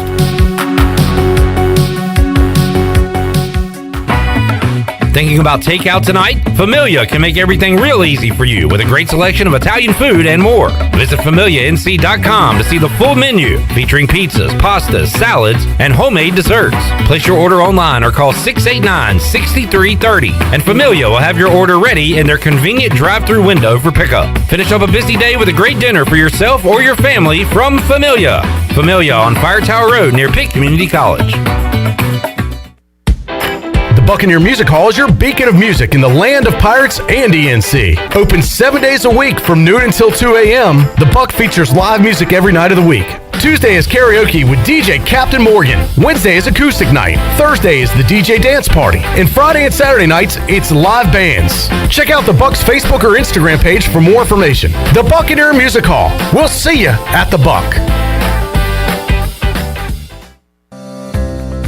Do you want to get rid of wrinkles, tighten and lift your skin, smooth your skin texture, erase veins and brown spots, and get rid of unwanted hair? Are you interested in Botox or filler? Contact the licensed professionals at Beauty Bar Medispa on Red Banks Road in Greenville. All products and services are on sale at our Spring Extravaganza, April 4th through the 8th, beautybarmedispa.com. Follow us on Facebook and Instagram. Enjoy your visit. Love your transformation. Go Pirates! Introducing new Bud Light Seltzer Hard Soda, Classic Cola, Cherry Cola, Citrus Soda, and Orange Soda. You hear that? It's seltzer with a pop of soda, all with zero sugar.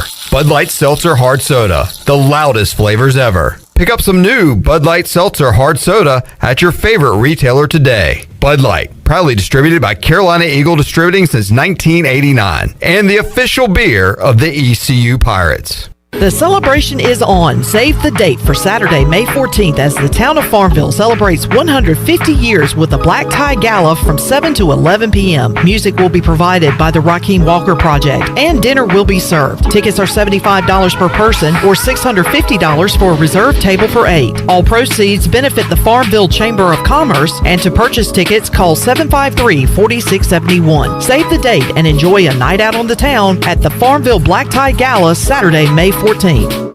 The Wood Ducks are back. Opening day is right around the corner on April 12th. First pitch is at 7 p.m. with the gates opening at 6 p.m. The Dudes are kicking it off with fireworks sponsored by WNCT Channel 9 and a magnet schedule giveaway presented by Bojangles. The Woodies have games Tuesday through Saturday, so be sure to get your tickets now by calling the box office or going online to woodducksbaseball.com. You do not want to miss out. See you all for opening week kicking off on April 12th. Go Woodies! With Domino's Carside Delivery, you can carry out any 3-topping pizza for just $7.99 without leaving your car.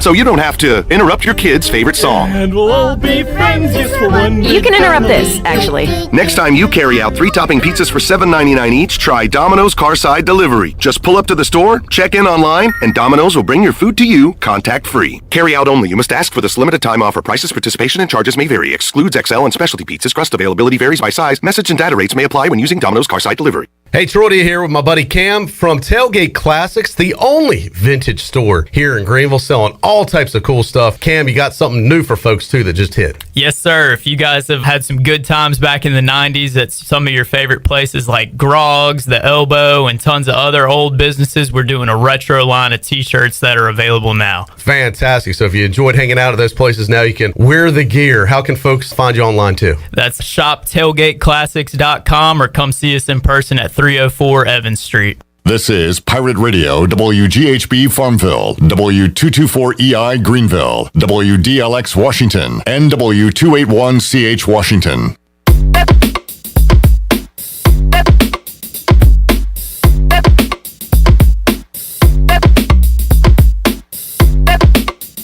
You're listening to Hour 2 of Pirate Radio Live. Now, back to the show. Welcome back. Winslow's is open Tuesday through Sunday for lunch, dinner, and you can also enjoy their famous brunch starting at 10:30 on Sundays. Winslow's also has the best selection of beers around. Winslow's on 5th Street beside the State Theater in Uptown Greenville. Now let's head back in to Pirate Radio Live. Here is your host, Clip Brock. Chandler, who is the GOAT of the Seattle Supersonics / Oklahoma City Thunder? Gotta go Kevin Durant. Yeah, that's what they Sean have. Kemp. That's Chad sent in Sean Kemp, and Durant is generational. I'd probably say him, but nostalgia does make me say Sean Kemp with the dunks. Oh, Tony Dunn's here. Who was that? They had a good point guard, too. Gary Payton. The glove. Yeah. Ray Allen was there.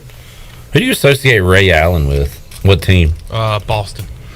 Won a championship there. Boston, and he then was a Buck. Boston fans. He was a Buck, and then ended his career in Miami. I think he ended his career there. And for Boston fans, he's the one that hit the dagger 3-pointer when Boston. Bang. Yep. Bang. Well, no, he did it in Miami too. Did he do it in Boston? No, that's what. No. When Boston played Miami, he was the one that hit the dagger 3. Oh, I didn't. I don't he also won in the finals against the Spurs. Back out to Game Allen. 6. I want Back to say. out to Allen. Bye. Tony Dunn is here. Tony's personal GOAT is Cam Newton, but who is the best Panther of all time? And why is it Steve Smith? I mean, it could be Steve Smith. It could also be Julius Peppers too. Could it be? How about this? Is Julius Peppers is a first ballot Hall of Famer? Steve Smith isn't.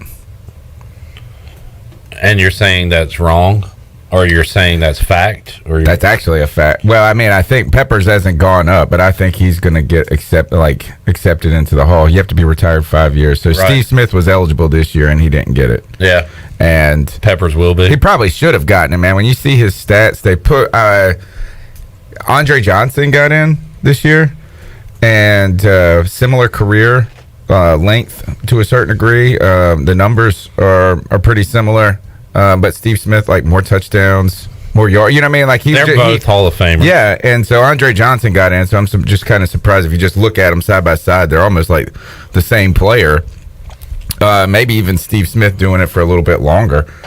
And Steve Smith didn't get in. So I say this, as Peppers is getting in right away, so I think that makes him the best, technically, at least according to the Hall of Fame. Luke Kuechly is a Hall of Famer. I think so. Okay. I didn't know if he play enough. I think longevity He won matters. Rookie, he won Defensive Rookie of the Year, Defensive Player of the Year in his first 2 years, and then made like 7 Pro Bowls That's a Hall of Famer. in 8 years. That's it. That's all? That's all. Well, somebody I was talking with recently, they were saying, we were talking about just, like, you forget how nice it was to have Luke Kuechly. Like, having a player that is Having just a player so that- awesome like that is like, you almost don't know how to, you're not taking it for granted, but you also don't know how to appreciate something when it's just that awesome. Like, That's my Sean Taylor. Washington had no swag, and they had nobody that could dominate on the defensive side of the ball. It's supposed to be LeVar Arrington, and it didn't really happen on a consistent basis. what was the story of LeVar Arrington? Like, when you look back at his career, what do you think about it? Could have been great. He's still on the radio, and we talk about how we listen to him. I think he's an intelligent guy. Sometimes I think he's like too smart for his own good. Where I don't know, he loved football, but like I think he had other interests too, where he didn't just like focus like I'm a football player and I'm going to be 100% football. I don't know. I think he kind of got in his own head at times, and he was really good, but could have been great.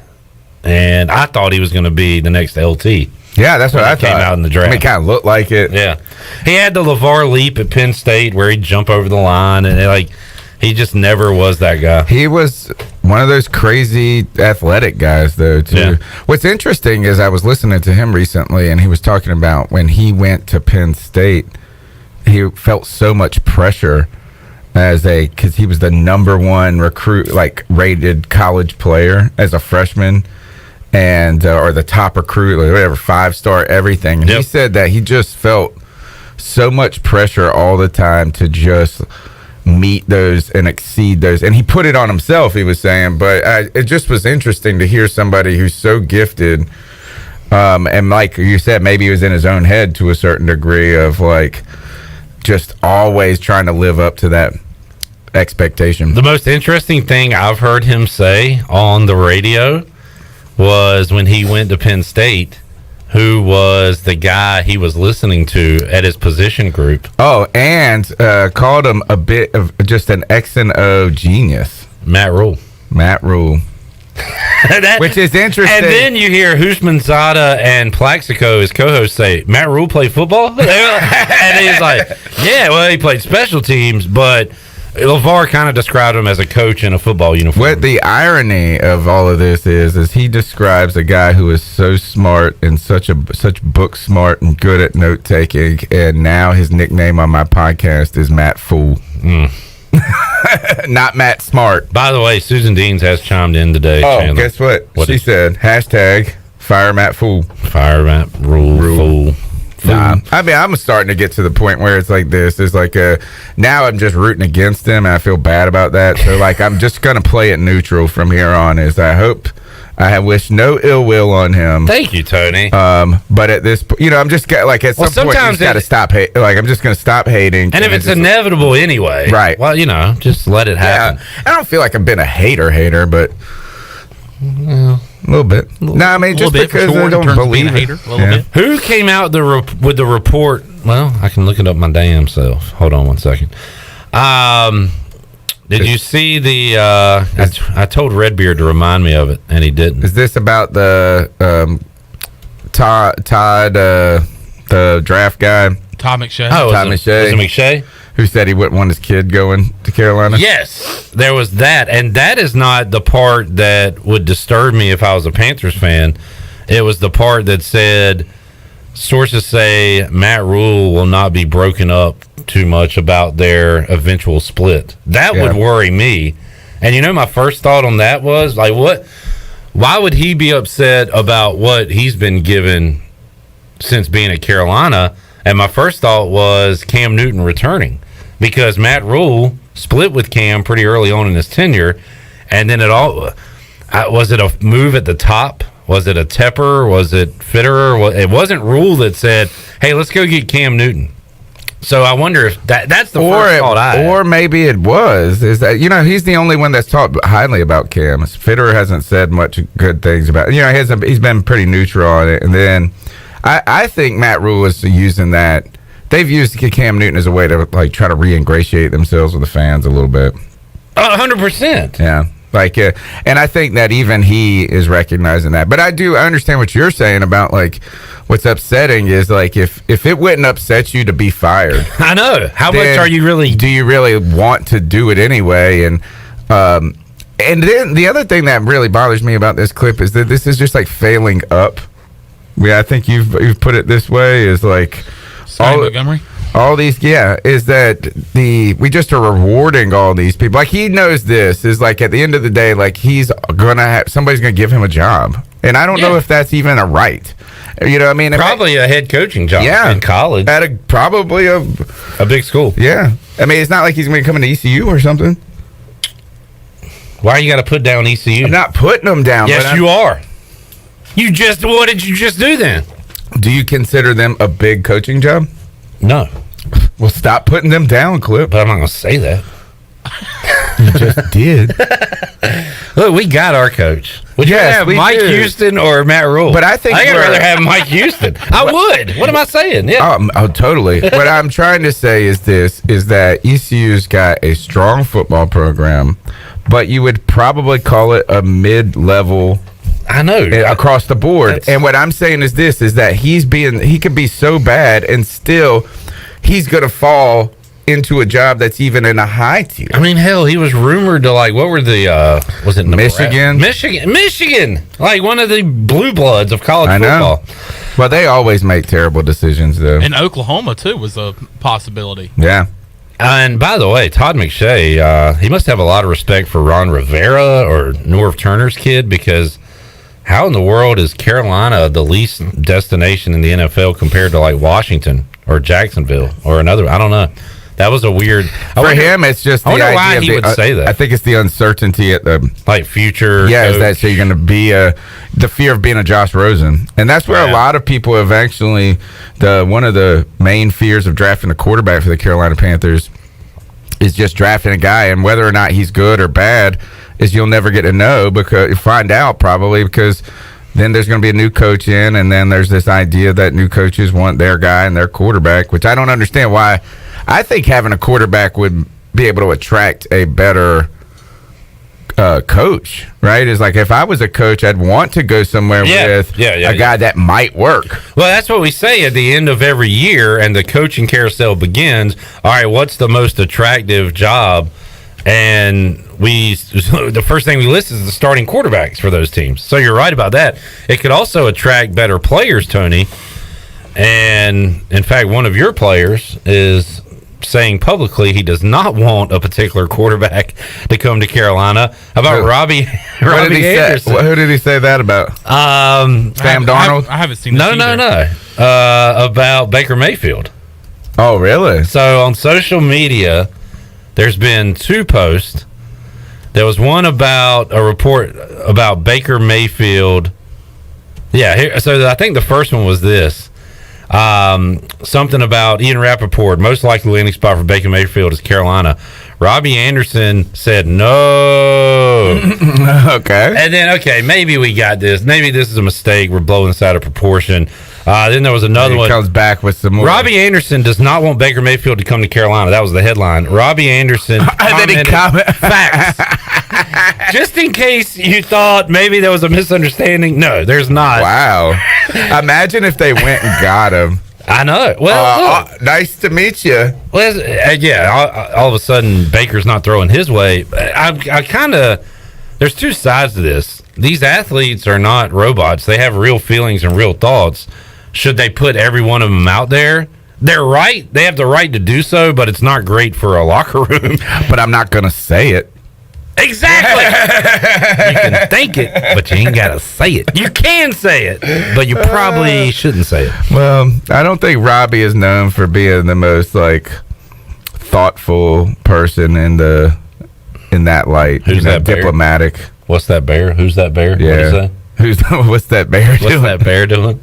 But hey, I feel him on this. Is I don't want Baker Mayfield either. Is that you got to trade for him? That stinks. On top of that, we saw Look at what happened with Odell Beckham and the dad and talking about how bad he was. And now Baker Mayfield is going on some podcast talking about he would like to go boo people. He's doing the Darnold. He did the Darnold, but worse. He's like, I'd love to show up at some. Imagine if I showed up and booed at your cubicle. Which I love how he thinks this is that every person in the world, like it's just like that. The typical fan is some idiot that works in a cubicle. It's kind of like the default lame life. It's the default go-to. I saw an episode of The Office, and that's where everybody works at Dunder Mifflin. Everybody is not even Michael Scott. They're the real dumb guy. What's his name? His real name is Brian. What's the guy's name on The Office? Fat guy. Kevin. Oh, Kevin. Thank you. Thank you, me. You're welcome. What was that? Remember when he? Yeah, that was pretty good, Tony. Good stuff. By the way, I saw a good reply to that Baker comment that said, "All right, fine, Baker, give me $28 million. You can come boo me, but you do have to buy a $2,000 season I ticket." did see that one too. There are some things you got to do that, including buy season tickets to come see me work to boo me. And travel by car. Yeah, 4 hours. you got to stay there all day. Be tired in the sun. Good luck parking at the office too. Yeah. It's a bitch to get in here. So you don't have the key like you do to your own stadium. Throw another $1,000 and we'll give you a parking pass. You still got to walk a mile. Maybe I'll sign an autograph for you. Yeah, bum. All right, let's take a break. We'll come back more with Tony Dunn. We'll talk a little draft. I don't know, man. What's fact? What's fiction? We'll talk about it when we return after this. Make we take a ride. Make we take a ride.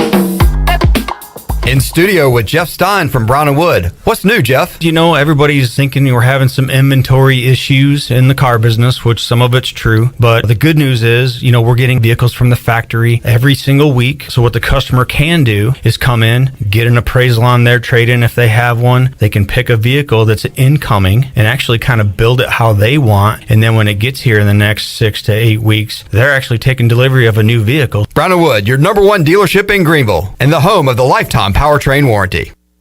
Winslow's Deli and Tavern has a new look, along with a great lunch and dinner menu. Open Tuesday through Sunday for lunch and dinner, plus brunch starting at 10:30 on Sundays. Winslow's is located on 5th Street beside the State Theater and features daily drink specials with 2 outdoor patios perfect for this warmer weather. Follow Winslow's on Facebook and Instagram for special events and daily specials. Winslow's Deli and Tavern on 5th Street in Greenville. Hey Pirate Nation, this is Holt Nailers for my friends at Arc Point Labs. Just as I trust my teammates, you can trust Arc Point Labs to give you quick and accurate results for all your laboratory testing needs. If you are in need of COVID testing for your return to school, work, or for travel, Arc Point Labs is offering same-day PCR and antigen testing with little to no wait time. Please visit any of the 6 Eastern North Carolina Arc Point Labs locations or make an appointment now at onehourcovidresults.com. Go Pirates! Join us at Purple Blossom Yoga Studio, Greenville's premier yoga studio, for our wide array of classes, including restorative, power, hot yoga, and more. We even fly into the weekend with our aerial yoga workshops. New to our studio? Check out our special for new yogis. 3 classes for only $30. Check out our website or social media for all the information and up-to-date schedules at Purple Blossom Yoga Studio. Purple Blossom Yoga, where your health and mindset collide and help you transform to a new you. The convenience of Pitt Greenville Airport is waiting just outside your front door. Service is back, so you're connected to destinations worldwide through flights from American Airlines. Plan your next trip. Book your flights today at flypgv.com or aa.com. Avoid the long check-in lines and congestion at the big airports and fly local at PGV. Fast, convenient, and close to home, PGV has more American Airlines flights. Book today at aa.com. PGV, where the pirates fly.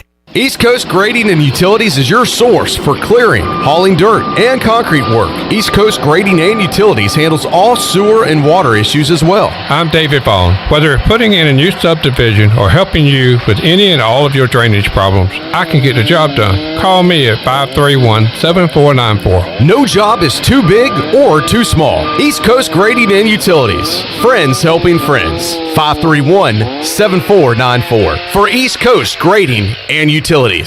Hi, I'm Annalie Newhoff. And I'm Rob Campbell. And we are with CopyPro. We have been locally owned and operated here in Eastern North Carolina for almost 50 years. CopyPro is the leader in office technology. Does your business struggle with keeping printing costs low or producing professional documents? Here at CopyPro, total customer satisfaction is our #1 priority. We have a variety of solutions to help reduce your printing expenses and make your business more productive. Call us today at 1-800-682-6558 or online at copypro.net. CopyPro, we are the professional office systems people.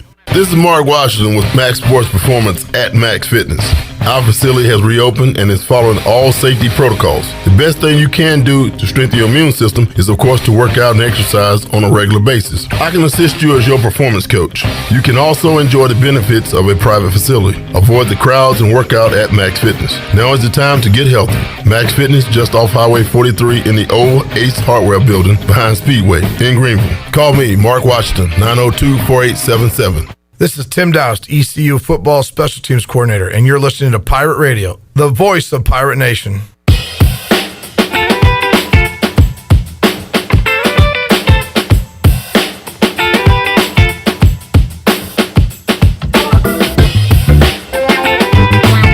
You're listening to Hour 2 of Pirate Radio Live. Now, back to the show. Welcome back. Do you need custom t-shirts, apparel, or promotional items for your business, organization, or event? Well, keep it local and print it local with University Sportswear. Contact them today at universitysportswearenc.com, the official sportswear provider of Pirate Radio. Now let's head back in to Pirate Radio Live. Here is your host, Clip Brock. All righty, we are less than 2 weeks away from the NFL draft coming up on, let's see, 15, 22, 29, the 28th. Is that right? I need to get to work then. What kind of work you got to do? Actually, Clip, maybe you can help me with this. Is I want we're going to try to have like a quick hit kind of insider take on a team.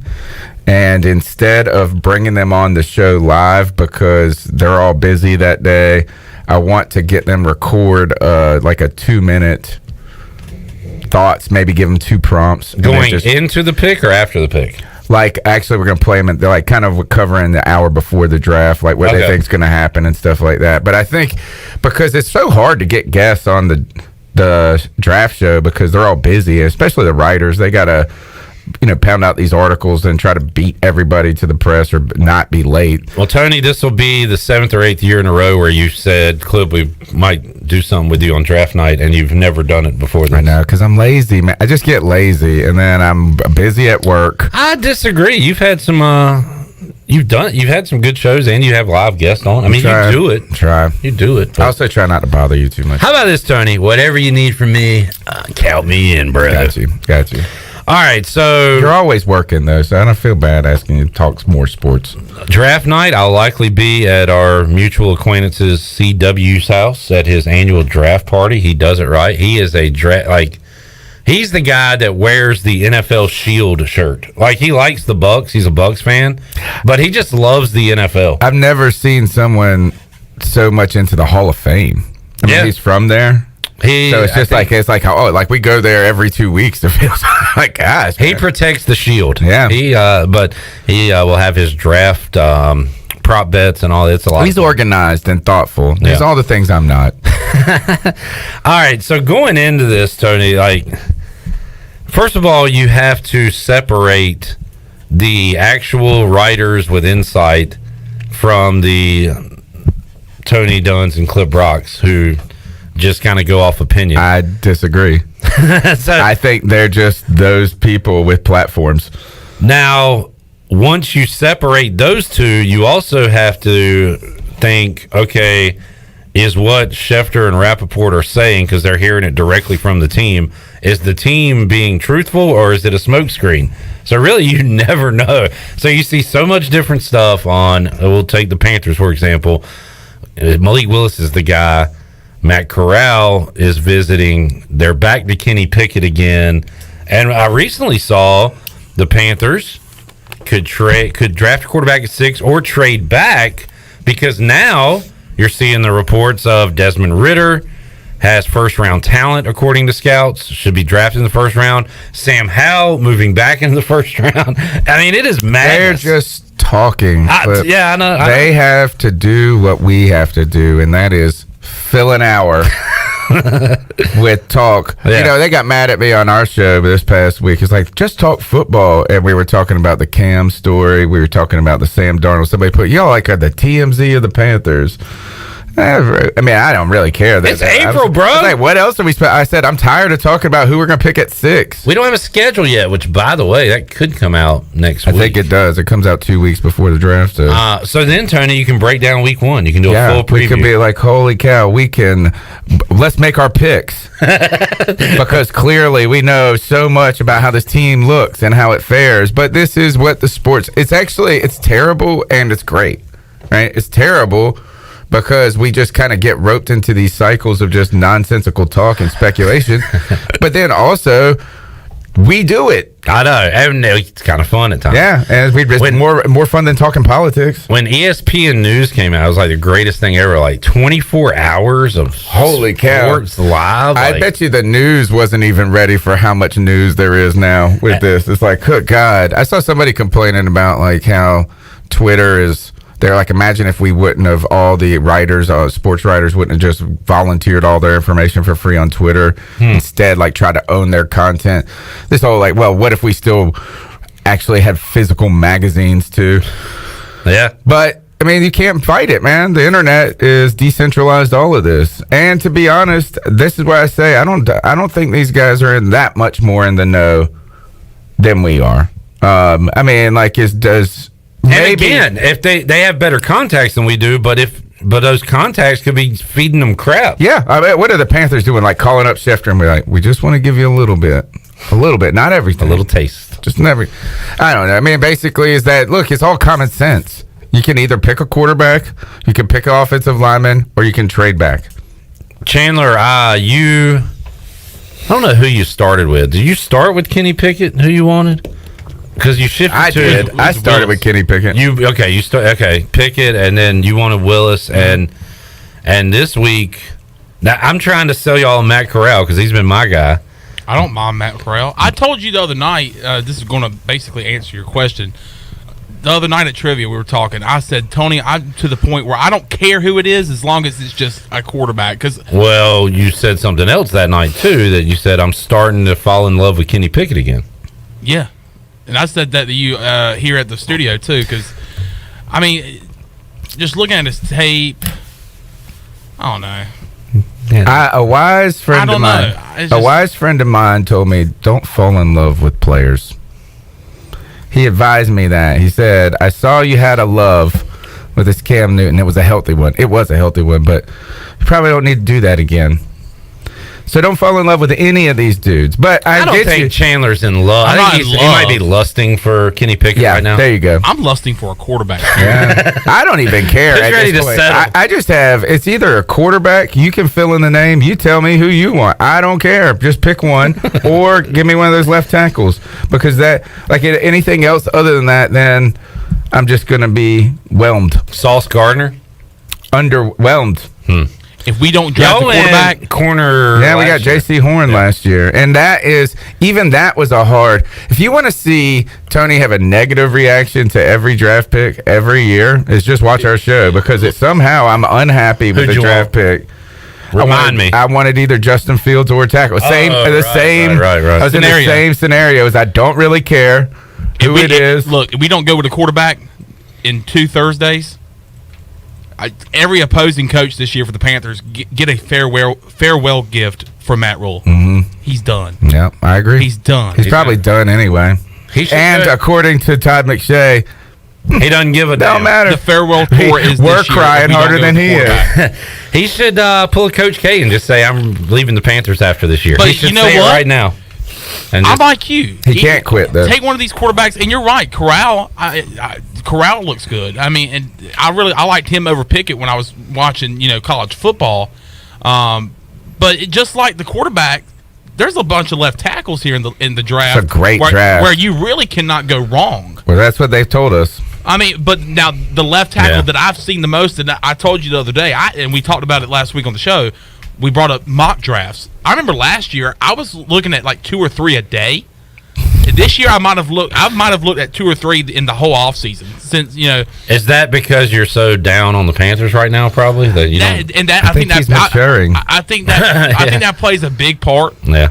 I've also learned to not look at a mock draft and believe anything and get excited. Tony used to do a draft preview where you would have all the we prospects. had this guide. It was just a nauseating amount of work. You would watch the combine. Yeah. Oh my God. This guy. Take notes. But you have a bunch of you got a bunch of great choices, just like the quarterback position. You got Charles Cross from Mississippi State. You got the guy from NC State, and then you also have Evan Neal, who's a really big left tackle. Sounds like the Panthers could trade back if they wanted to. You're not a fan of that. You're go ahead and get your guy. Yeah. I mean, is this accumulating picks is just, and I don't know. Maybe if you trade back and then trade back get back in to the first or something like this. But this whole let's try to find a diamond in the rough quarterback in the second. They put up a list of quarterbacks. I think I mentioned this to you at Sports Trivia, that the quarterbacks taken in the second round over the last 20 years. I don't know if you mentioned it to me, but I saw the list, and it is pretty brutal. Like, the best one up there was, like, Andy Dalton. Derek Carr. Yeah, Carr. Colin Kaepernick. Will Greer was one of them, right? No, he was third. Okay. So that is the other thing. It was just second. Say we do take a quarterback in the second round. That's either going to be Ritter or Howe. Yeah, I mean, would you not... Yeah, I don't know. Like, I mean, I don't know if what any of these guys are going to translate. So if you think that they're going to be that good, I'm just asking. If you think that they could be the starter in a year, why would you not even pick them at 6? You're kind of turning into me, Tony. Because a lot of people, I got to the point where I just like, what do you think Washington should do? I don't know. I just want them to win. We're paying people money to figure that crap out. Let them do it. Like, I'll have a call it. I'll choose Matt Corral. Fine, yeah, he's like my guy. You can't make fun of us for not knowing anything, but then ask us all the time what we want to do, what we think we should do. You figure it out.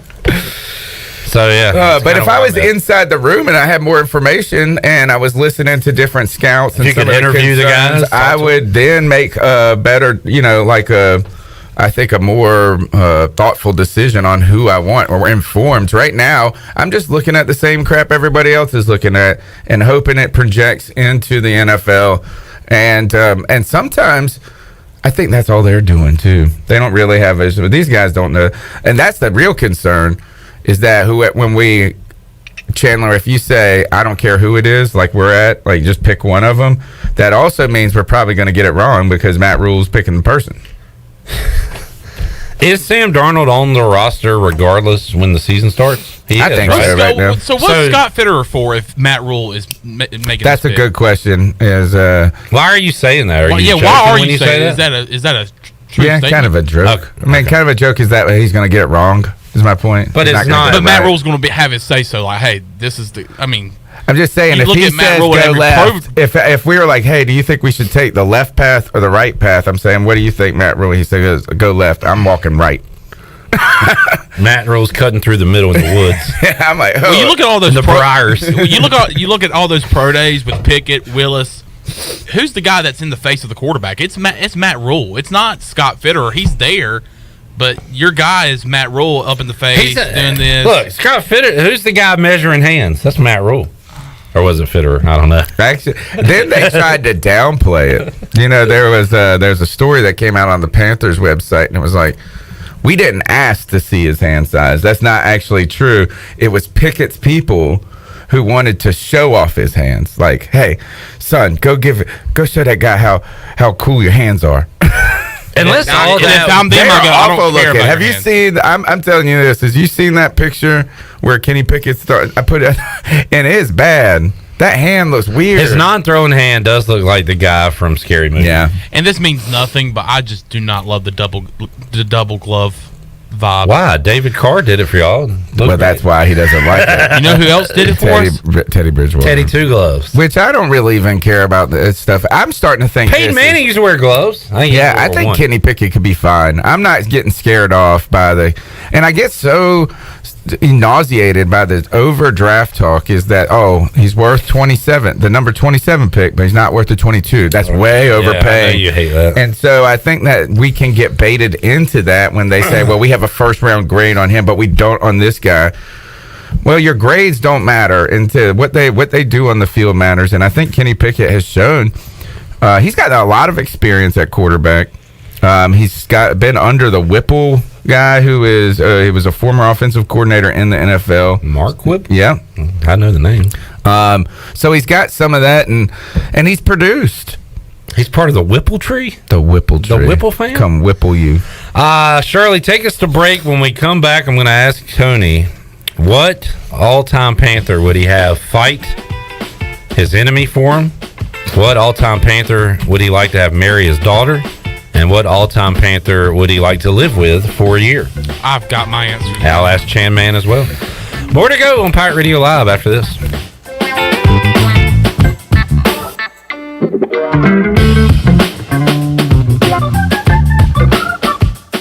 Hello, Eastern North Carolina. If you're looking for a great place to work with competitive pay and advancement opportunities, Pitt County Schools is hiring. We employ over 3,000 people, and we're one of the largest employers in Pitt County. Pitt County Schools is currently seeking teachers, bus drivers, school nutrition personnel, facility staff, custodians, clerical staff, and more. We offer advanced leadership opportunities for our educators and competitive pay for our skilled labor force. Come work for a diverse, thriving school system and be an important part of ensuring success for the students of Pitt County who are the future of Eastern North Carolina. To fill out an application, visit our website today at pittschools.org. That's pittschools.org, or go directly to our job postings at bit.ly/PCS employment. That's bit.ly/PCS employment. Pitt County Schools, engaging, empowering, and elevating every student and every staff member every single day. Temperatures are in the low 30s at 10 a.m., increasing sharply to 75 degrees by 1 p.m., and then dropping into the teens by 10 p.m. So before you go to work, put on some gloves, pack some shorts, and a parka. That should cover you for the day. Your heating and cooling take a beating. Guarantee your system is ready when you need it. Call Delcor. Buy a new train system and make no payments until 2023. It's hard to stop a train. With inflation and high gas prices, you don't need another payment. So buy this month and make no payments until 2023. Delcor, the service professionals. Hey Pirate Nation, Lindsay Gray here with Carolina Caliber. In 1960, my granddaddy started his firearm business right here in Eastern NC. Still family owned and operated, we have the area's largest selection for outdoor shooting sports and accessories and are one of the nation's top firearm dealers. At Carolina Caliber, we have everything you need from hunting, home defense, and personal protection, including a wide variety for ladies and youth. We buy, sell, and trade. It's a time-honored tradition. Visit us at Carolina Caliber on Fire Tower Road in Winterville. Did you know time spent outdoors can help improve your children's health and bring balance to their life? The Outdoor Heritage Advisory Council invites you to join the Patch program. This program is for any child under the age of 16 and includes activities like fishing, hunting, and hiking. These are just one of the many ways you can earn the exclusive patches from the Outdoor Heritage Council. For more information on how to sign up and get your adventure started, visit outdoorheritage.nc.gov. Great food, great atmosphere, and great service is Ottavola Market Cafe. Ottavola is simply a restaurant that focuses on that, being a great restaurant. There's something for everyone at Ottavola. The menu offers a variety of great choices like pastas, pizzas, sandwiches, soups, salads, and seasonal rotating selections. Lunch or dinner, Ottavola is always the right call. Call ahead and get Ottavola to go, or stop by the bar for a drink with friends. It's simple. Come and eat at Ottavola Market Cafe, Red Banks Road next to Food Lion, and OttavolaMarket.com. Ottavola, pirates supporting pirates. Mow like a pro with Hustler Turf zero-turn mowers. They engineer their mowers to be maintenance and service friendly for the everyday homeowner while not sacrificing the build and cut quality they're known for. From the heavy-duty frame to the welded steel deck to their trademark smooth track steering, Hustler Turf zero-turn mowers deliver professional grade cut quality for a perfectly manicured lawn. Come into Ron Ayers Motorsports to see the Hustler difference for yourself today. Ron Ayers Motorsports, Highway 11, north of the airport in Greenville. For the latest from the world of golf, tune in every Saturday morning from 8 to 10 for the Golf Shop Radio Show. Hosts Mark Greenhalgh and Matt Blanchard talk golf from tee to green and everything in between. If you like golf, you're gonna love Golf Shop Radio. Before you tee up, drop on in. Welcome to the Golf Shop. This is former ECU baseball player and mayor of Greenville, PJ Connolly, and you're listening to Pirate Radio, the voice of Pirate Nation.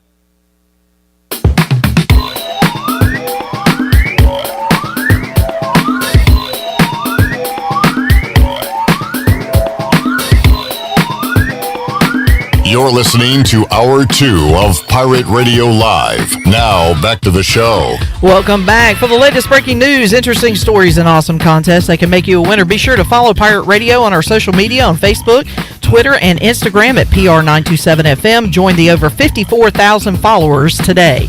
Now let's head back into PRL. Here's Clip Rock. All right, fun discussion during the break that we will now bring to you on the air. Kind of my question of the day. And I'm going to... This came from last night during the ECU rain delay. I just put it out there. What current Pirates would you like to have? 1, fist fight your enemy. 2, marry your sister/daughter. 3, live with for a year. And we got some answers. We'll read those to the players when they join us in the Players Lounge Monday. And I want to ask them the same question. Which one of their teammates would they answer that? But I'm asking it and in different categories depending on the person. And Tony's our Panthers guy. Chandler also a Panthers fan. So we'll ask those 3 questions, and you must pick 3 Panthers, all-time Panthers. Could be any year, any team. So first up, guys, Tony, you said this was the easiest one, and you said that, and then immediately, I understand why. What Panther would you have fist fight your enemy? It's Steve Smith. I mean, he is... He's got to be the guy you pick for a back alley brawl. Now, no fear. It's a great pick because he has fought opponents. The problem is he's also fought teammates. So as long as he would it's turn like around, he doesn't turn around and punch me. And I think the 1A would be Greg Hardy. I mean, Greg Hardy's literally knocking dudes out right now. Like he's in MMA. I think he's getting knocked out. Well, he's knocked some guys out too. All right. I'm going Julius Peppers on that category. Is he mean enough? From an intimidating standpoint, yeah, but he does have a good smile. I guess Steve Smith does too. I think Big Money would be good in a fight. Charles Johnson. I bet you he could fight. He's a dog. He is. He's a Georgia Bulldog. All right. Any other big time fighters? Any other guys come to mind? Who would you not? It would not be Ray Lucas. Would not. Is he the guy that got beat up? Ken Lucas. Sorry, Ray Lucas was a quarterback. Yeah, probably would not be Christian McCaffrey. He's always hurt. No, I'm just kidding. Burson. Yeah, Burson. I feel like he would get mugged. D'Angelo Williams. He's a good fake fighter. Good fake fighter, but not as good as Pat McAfee. He is that was like a way to steal. And I'm not a wrestling guy. I know you're not. I wish CJ was here. Is that, and I think we mentioned this last week, is that after coming off a bad event previously, WWE and the Royal Rumble. Yeah. They really, Pat McAfee just sold it for him. It was awesome, man. Him with the beard, that was funny. Yeah. All right, your answer, Chandler, for the fist fight? Julius Peppers. Oh, that's right. You're going Pep. Okay. All right, question 2. Who would you want to have marry your sister/daughter, Tony? You have daughters? Yes, I have 2. And a sister. I do. And I'm kind of like, don't want anybody to marry any of them. But well, right. Well, that's the thing. You got to find a good guy. I got it. Jordan Gross. Why Funny. is that? Okay. Funny, smart, responsible, healthy. Like, he's got great personality. He's got a farm. Like, he's not like, I mean, he seems like he has the ability to shrink. Yes. I mean, he's not like going to die of obesity and a heart attack because like, and now he's just, so he's always great to listen to as a color commentator. I like too, like he hasn't committed to doing it entirely. Like he's like, I got other stuff I like to do too. I got to run this farm. One problem. Okay. Your daughter/sister's last name will be Gross. True. And they'll have kids with the last name Gross and they'll get I'd be like, this is what happens when you two are in the. It's gross. No, that's gross. Chandler. I'm going Luke Kuechly. Why? He's a humble guy. He didn't let the fame and fortune get to him. He's just a regular old dude. Yeah. I feel like he's very loyal. In fact, I think he's like still with the girlfriend that he had throughout college.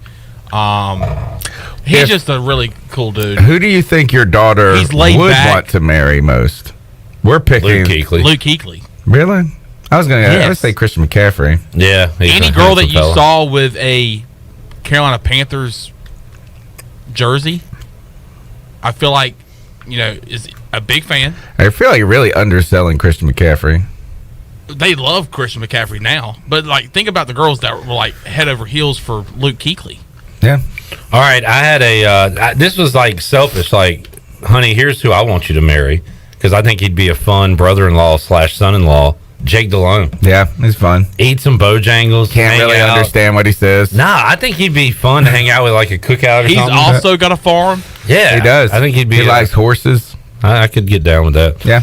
All right, Here's and the toughest one. who do you want to live with for a year? Who would be a good roommate? I mean, I don't know how I can say anybody other than Cam Newton. I think that is an absolute Bad one? ridiculous answer. How about this one? I just don't know how would you have a conversation with him, Tony? It would be eclectic. I know who I want, baby. I got another one surprise. No, but Cam's got to be your guy. So, All right, since you went with Cam, I'm gonna go with Robbie Anderson. Same question. How do you have a conversation with him? You can't, but you always feel like you're in a Wayans Brothers movie. You feel like you go walk in his bedroom and he's got all those guns out. Do you remember, what was that? Don't Be a Menace? Yeah, again, Tony. What? Did I get it wrong? No, you got it right, but I mean, that movie's 30 years old. Ridiculous. I don't remember it. I didn't. I might go with. I feel like Trey Boston. How do you not remember that? Trey Boston. I remember would the be name fun. of the movie. I don't remember what happened. Okay. Trey Boston. Here's the one I'd like to hang out with. Keyshawn Johnson. What? Keyshawn's cool, man. He's I funny. don't know. I think all these guys. I don't know. They all seem unrelatable to me. Of course, they're football stars, dude. I guess. All right, but so some who are would you more want? relatable than Brent others. Burson? No. Let's hang out with Brent. Actually, that'd be cool. Who's going like Jerry? Let's go take Jerry's boat out. Let me think. Before you soured me, I would have said D'Angelo Williams. I thought he was a fun guy, but he seems kind of spiteful now. I think Jonathan Stewart's a nice dude. He'd be like a good roommate. Like he'd always pay his bills on time, not eat your food. Who are some Panthers from the past or present? Yeah, I can't think of I mean, imagine living with Steve Smith. You would just live in terror. Locked in your room. Why you put a deadbolt on your door? Go away, Steve. Who ate my cheese dips? Oh God! Someone ate Steve's cheese dips. Cam would come out in the living room wearing a sundress and be like, "Look, one of us is gonna have to cook dinner. That ain't gonna be me." True, but I'd be like, "Well, that's what women do." Bo Batts, ladies and gentlemen. Bo Batts is here. Hey, Bo. Cam Newton would be fun. I think Christian McCaffrey would be fun. He'd bring some good talent around. I don't know. He'd always be like Look, working out. he loves a good cigar. He loves a good cigar. I feel so out of Scotch. shape beside him. I'm so ugly. You have your shirt Like, we off gotta a little find bit. the ugliest Panther. I gotta live with that dude, so I have to get a little shine. Yeah, some right guard from. You know what? I would live with Byron Bell because you just talk junk to him the whole time. No, because you have trashed him so much. I'd like to say some nice things to him. Hey, Byron, your shirt looks nice today. It's all untucked and Like ugly. if he would just weep every time I came over. Oh gosh, you made you ruined my self-worth, Tony. Fun little exercise there to think about. I should have given you more That time. Steve Smith and the bolt. Hey! What you doing in there? I see you deadbolt to your door. You see this face? Can you see him yelling from the outside the door? Just like... You see this face? That means you stole my cheese dip. Oh, and you see this face again? That means I'm gonna whoop your you ass. come home late night and you're starving. Yeah. But like all your food's gone and all you got is Steve Smith's munchies. Do you touch them? So what's? Oh no, you can't. What's the worst thing a roommate's ever done to you?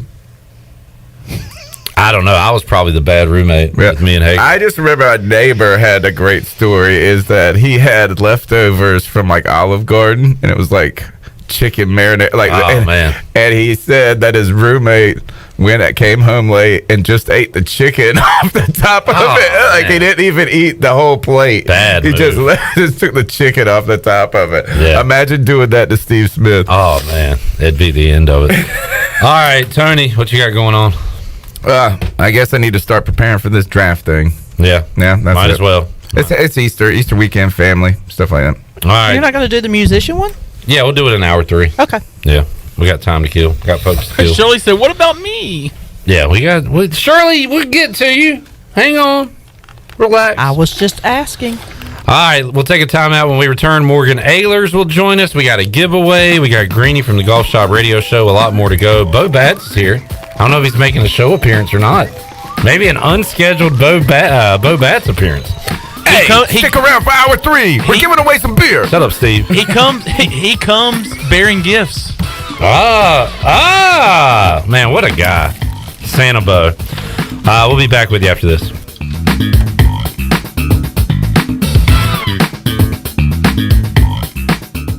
Tax season is the most stressful time of the year for many people. That's why Kona Ice of Greenville and Pirate Radio have teamed up to invite you to join us for a little tropical escape to celebrate the end of tax season this Monday, April 18th. Stop by the UBE parking lot on Evans Street next to Pirate Radio from 4 to 6 p.m. for a free cup of nutritious, delicious shaved ice from Kona Ice. Free Kona Ice for everyone this Monday from 4 p.m. to 6 p.m. Why?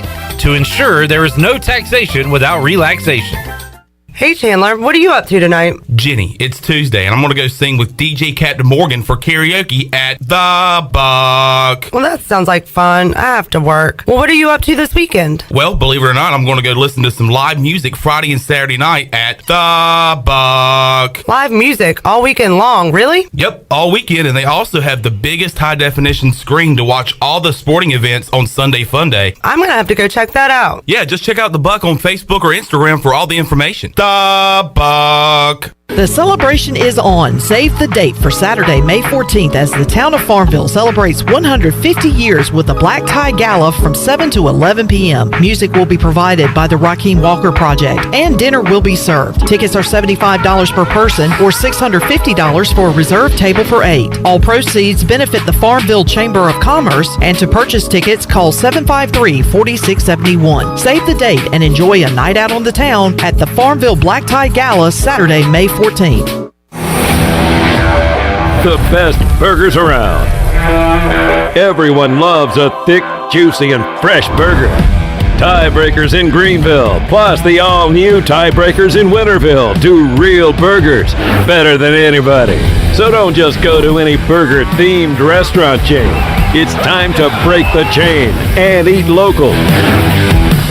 Tiebreakers, real burgers at its best. Everybody loves burgers.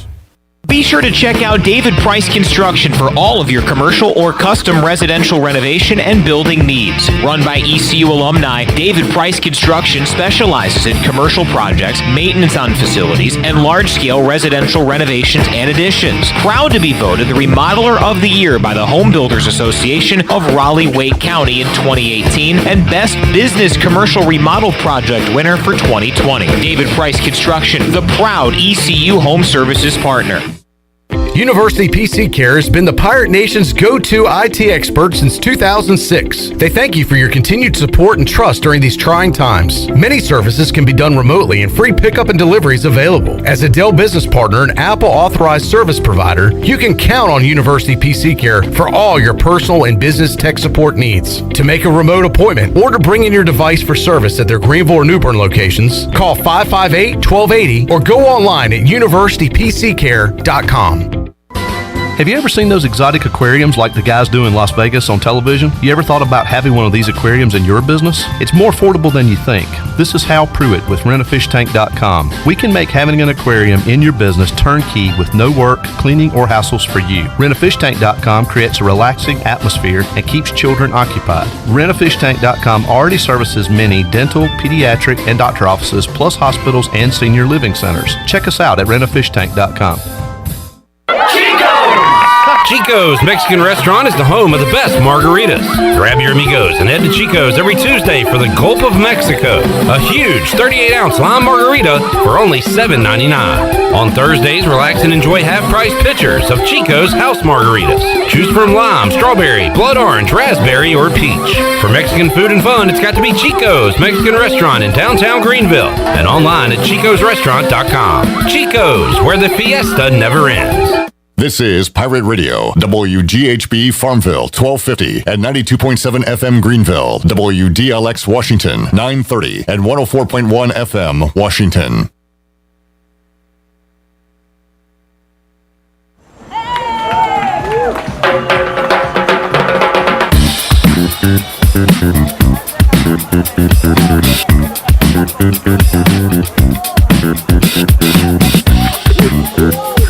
You're listening to Hour 3 of Pirate Radio Live. This hour of PRL is brought to you by Bud Light, reminding Pirate fans to stay in the game and drink responsibly.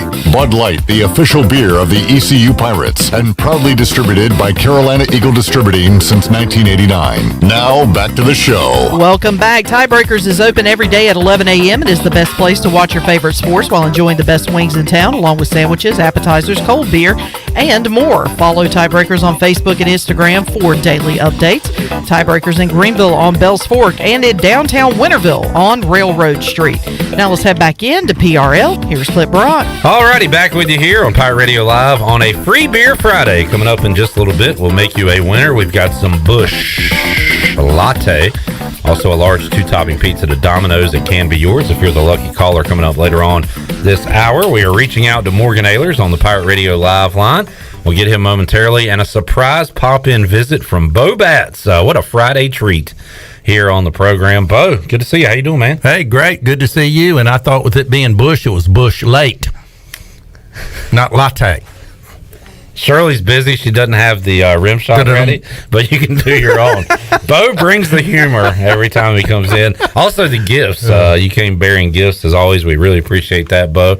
And but I'll tell you what, as we get to Morgan Ahlers here, what are you up to with the Pitt County Girls Softball League? What do y'all got going on? We've got our big annual fund, what they call Fund Night raffle, coming up May the 20th. We're selling tickets. So if you're approached by any of these beautiful young ladies that are a part of the league, and I think we've got close to 290 players this year, so we're excited about that. Please buy a few of those $2 tickets. All right, and how do you do that? Just all you got to do is you can either call me and I'll direct you towards a player, or I always have them with me. So that's the standard joke, is I always have peanuts and raffle tickets. So all right, every time you see them, and we'll talk more about that. Let's bring on Morgan Ahlers. Speaking of softball, I understand Morgan Ahlers was a really good softball player in his time. Is that true, Morgan? I wasn't bad. I could hit it a long way. I hope so. Yeah. Or at least the other team would think you could. As big of a fella you are. I played with a lot of guys that played a lot of softball around here. Yeah. Back in the day. Morgan, how you doing, man? I'm doing great. Beautiful day, beautiful Friday, and Easter weekend. It's a great day. It's a great day, and spring football wrapped up last Saturday. And from everybody we talked to and seeing his interviews and talking to folks, it seems like the most upbeat, happy, positive Mike Houston's been for a long period of time since he's been here at East Carolina. Seemed like Morgan, he was very pleased with the football team this spring. I believe he was. I think that he came in 3-4 years ago and had a really uphill battle, and there's just a difference in when you're talking to him. He doesn't seem like he's got the weight of the world on his shoulders, and he's having to dig up 350 feet to get to the surface, and now he's up 3 or 4 stories above the ground now, which is good. And but they put a lot of hard work in, and the coaches have in bringing the right people in, and I really think this could be a fun year to be a Pirate. And Bo, you follow it, and we've had discussions going into seasons in years past of, well, okay, who's going to be the coach this year? Who's going to be the quarterback? That's been answered with Holden Ahlers. All right, they bring in a new defensive coordinator, Blake Harrell. Well, now everything is very stable in all those areas, and it's good to go into a season without a ton of questions, with a lot of answers already. It really is. I mean, I think the one of the greatest things is what they've been able to do with the offensive line and defensive line. I mean, it's amazing that Holton has survived the lines he's had to work behind. So, but I think now that to me, that's always been the basis of a really solid football program is good lines. And Morgan, talking to Donnie Kirkpatrick earlier this week, and you kind of alluded to it there, that they might not be done bringing in some help on the O-line and at the wide receiver position. If there is a question mark, and we haven't said this a lot over the years for ECU football, it is at wide receiver, but sounds like they still could bring in some help in those two spots. From what I understand, they brought in Jalen Johnson from Georgia, who's here. He got a little banged up in the spring, so he did play in the spring game. Bringing in Isaiah Winstead, who was at Norfolk State and went to Toledo. Really high on him, watching his film, and I know Holton's had a chance to throw with him a little bit, and I think he'll be here for the first session of summer school. Holton said he's got just tremendous ability going up and getting the football and breakaway speed. So hopefully that'll be the case. And then I wouldn't be shocked if they bring in one or two more people. And from an offensive line standpoint, you look at what they brought out there with the first team the other day, and they played, really well. They're starting to really gel. But there's two guys that are sitting out that are potential starters, and Vanderlyn and Bailey Malovic. And then you've got two kids that are transferring in, Justin Red, and you got the another young man coming in, so they'll be here this summer. So those are four guys that are potential starters that weren't even here in the spring game.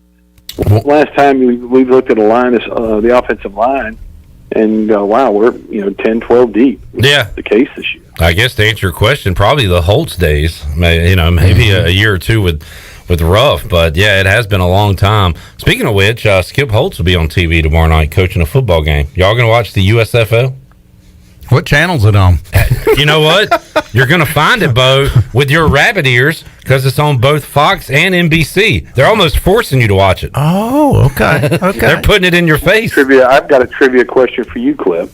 When is the only other time that there has been a major sporting event on two major networks simultaneously? You know what? This is a great question that I don't know the answer to. Okay, Bo says he knows it. Hold on. I'm going to say a Super Bowl, but it was Super Bowl one, right? What?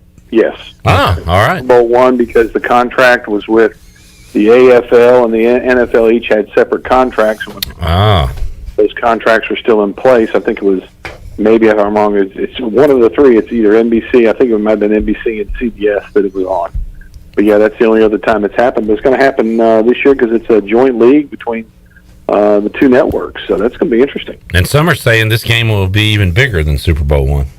Nobody's saying that, but but somebody ought to be. Morgan, what you do? You working Saturday night, or you going to flip over there and check it out? See, that's the advantage of doing what I do, and where I do play music. Sometimes I'll be down at Market Street Pub Saturday night. But they got a couple of TVs, so I get to watch games. There you go, and entertain the fives of people. Shut up. People come out to see DJ Captain Morgan wherever he is. We're not even going to pretend. I had a great crowd last night there. We'll have a great crowd Saturday night. There you go. Expecting a full house now there Saturday night. Morgan, Jeff Charles used the old line on Wednesday with me. Said, we need to be program sellers in Minges, because we're going to have a lot of new names, a lot of new faces, and you're going to have a lot of new names to pronounce. And but this one's easy. One of the new additions. Bo will say it right now. Bo, that name's easy to say. What you got? I'm going with QD. Quentin D. Bonje. Morgan, how about 4 new members of the basketball roster brought in by Michael Schwartz? I think in a span of 5 days. It's been within the last week as he has got to work. We've seen some guys obviously out of the portal, but Michael Schwartz trying to put an early stamp on year one of his era here at East Carolina. Yeah, from what the coaching staff, I haven't had a chance to meet him yet. I'm hoping to do so here, next month or so, and get over there and say hello. But from what I've read, they're out there working hard. They've brought in 4 commitments so far, and I think they're probably going to go after a couple more, I would think. It was sad to see some of these players transfer and transfer out, but in today's world, that's that happens, and that's just part of college basketball. And Coach Schwartz and his staff are really getting after it. They need to, because they've got to fill that roster out, but you better fill it out with the guys that can play. Yeah. Watching the players on film, looks like they can. So we'll see what happens, and hopefully the best it'll be next year. It'll be a fun time in Minges, getting first of all used to seeing what everybody looks like, who they are, and then getting out there and watching the style of basketball that he's going to bring to the table. Defensive-minded coach, and but at the same time, everybody talks about how good he is defensively at Tennessee as the defensive coordinator there. But he's also ran the offense at different places that he's been. So it's going to be fun to watch, and hopefully we'll build upon what's been happening the last couple of years and move forward. Bo, how about a sign of the times? The most surprise today is not who left, who's transferring. It's that Armando Bacot and Leaky Black are returning to North Carolina. That's normal. Well, that's not normal anymore. The normal thing is for folks to leave, and we're talking about guys coming back to UNC to play another year. It kind of tells you where college sports, college basketball is right now. It really is, and both of them are eligible for Social Security, and it's going to be really nice to have them coming back. They've each been there. Leaky Black's been there through 3 presidents. So, well, some of those folks, those old folks that sit in the front row at Chapel Hill, I think they're golf buddies with them, right, at this point. But it is kind of crazy, Morgan, that's now that's so outside the norm that it's news when players return to school the next year. Well, I think with the NBA, it's a little bit different than maybe baseball or football, because football, I think you have 7 rounds of the draft. The NBA, you really only have 2. And then you sign, free agents come in and you do their thing. And nowadays, the scouting is so much that they might have said, okay, you're draftable, but are you going to be a high pick, or you come back another year, you could be a first-round pick. And the money between first and second round in the NBA is quite substantial. But, congratulations to them. They didn't opt to go somewhere else. And maybe they really believe they have a chance next year to win it all. I mean, they went a lot further this year than most people thought they were going to go, especially early in the season. A lot of people said they were horrible, but they, finished second in the country. And maybe they think they have a chance to win it all next year, so we'll see. Morgan Ahlers joining us, Bo Batts, here in studio, Bo.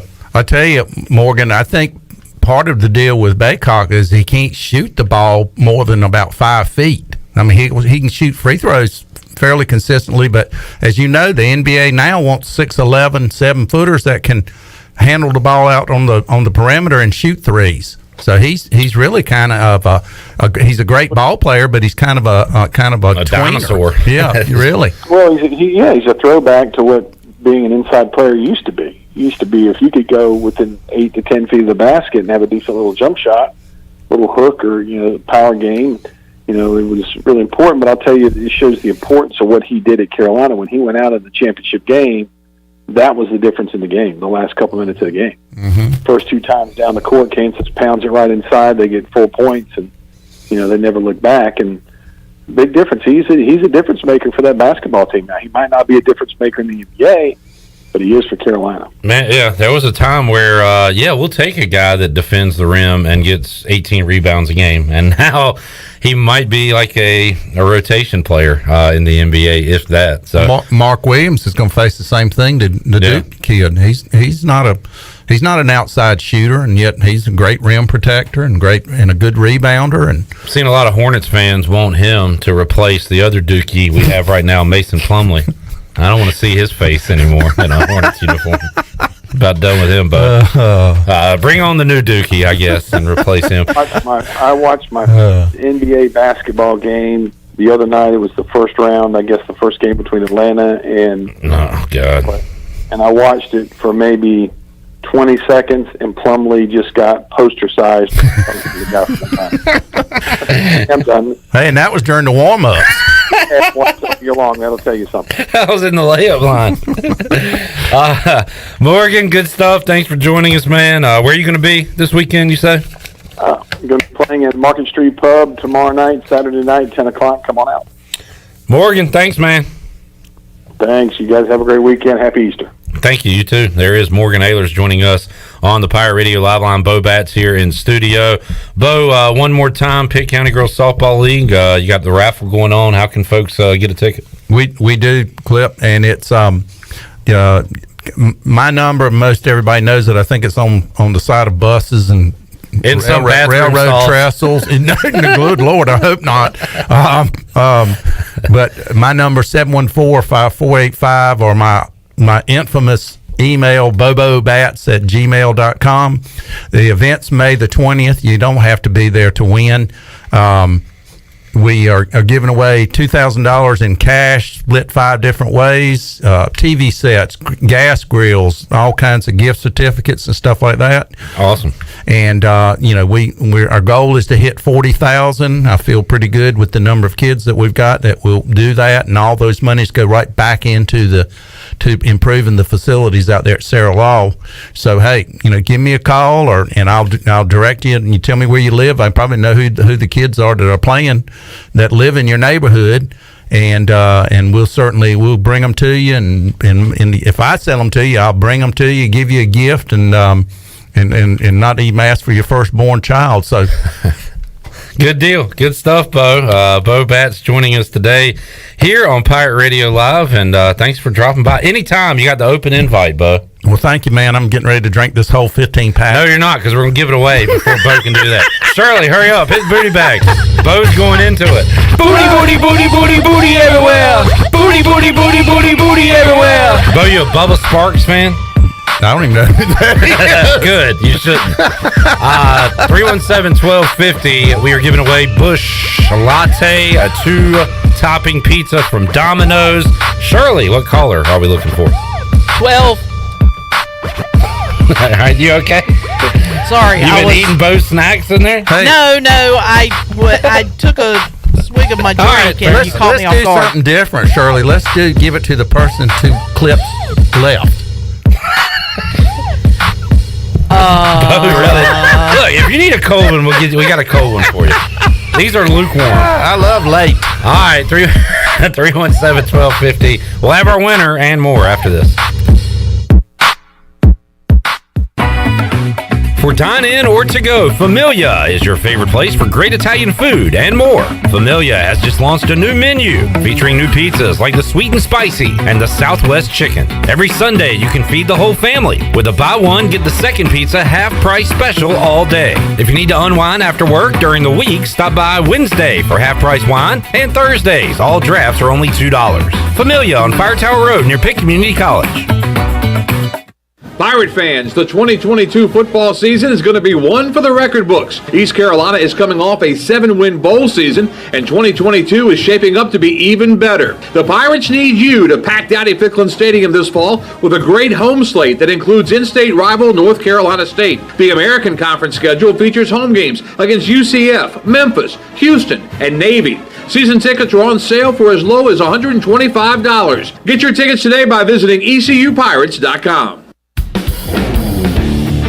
Before you hit the road this travel season, be sure to get your tires inspected by the tire guys at Greenville Auto World. The Greenville Auto World service team sells all the top brands and economy tires if you need a new set. Need an oil change, state inspection, or AC repair? Greenville Auto World can work on any type of vehicle, and the monthly oil change special is only $29.99. Make an appointment now by calling 364-8730. For award-winning service, trust Greenville Auto World.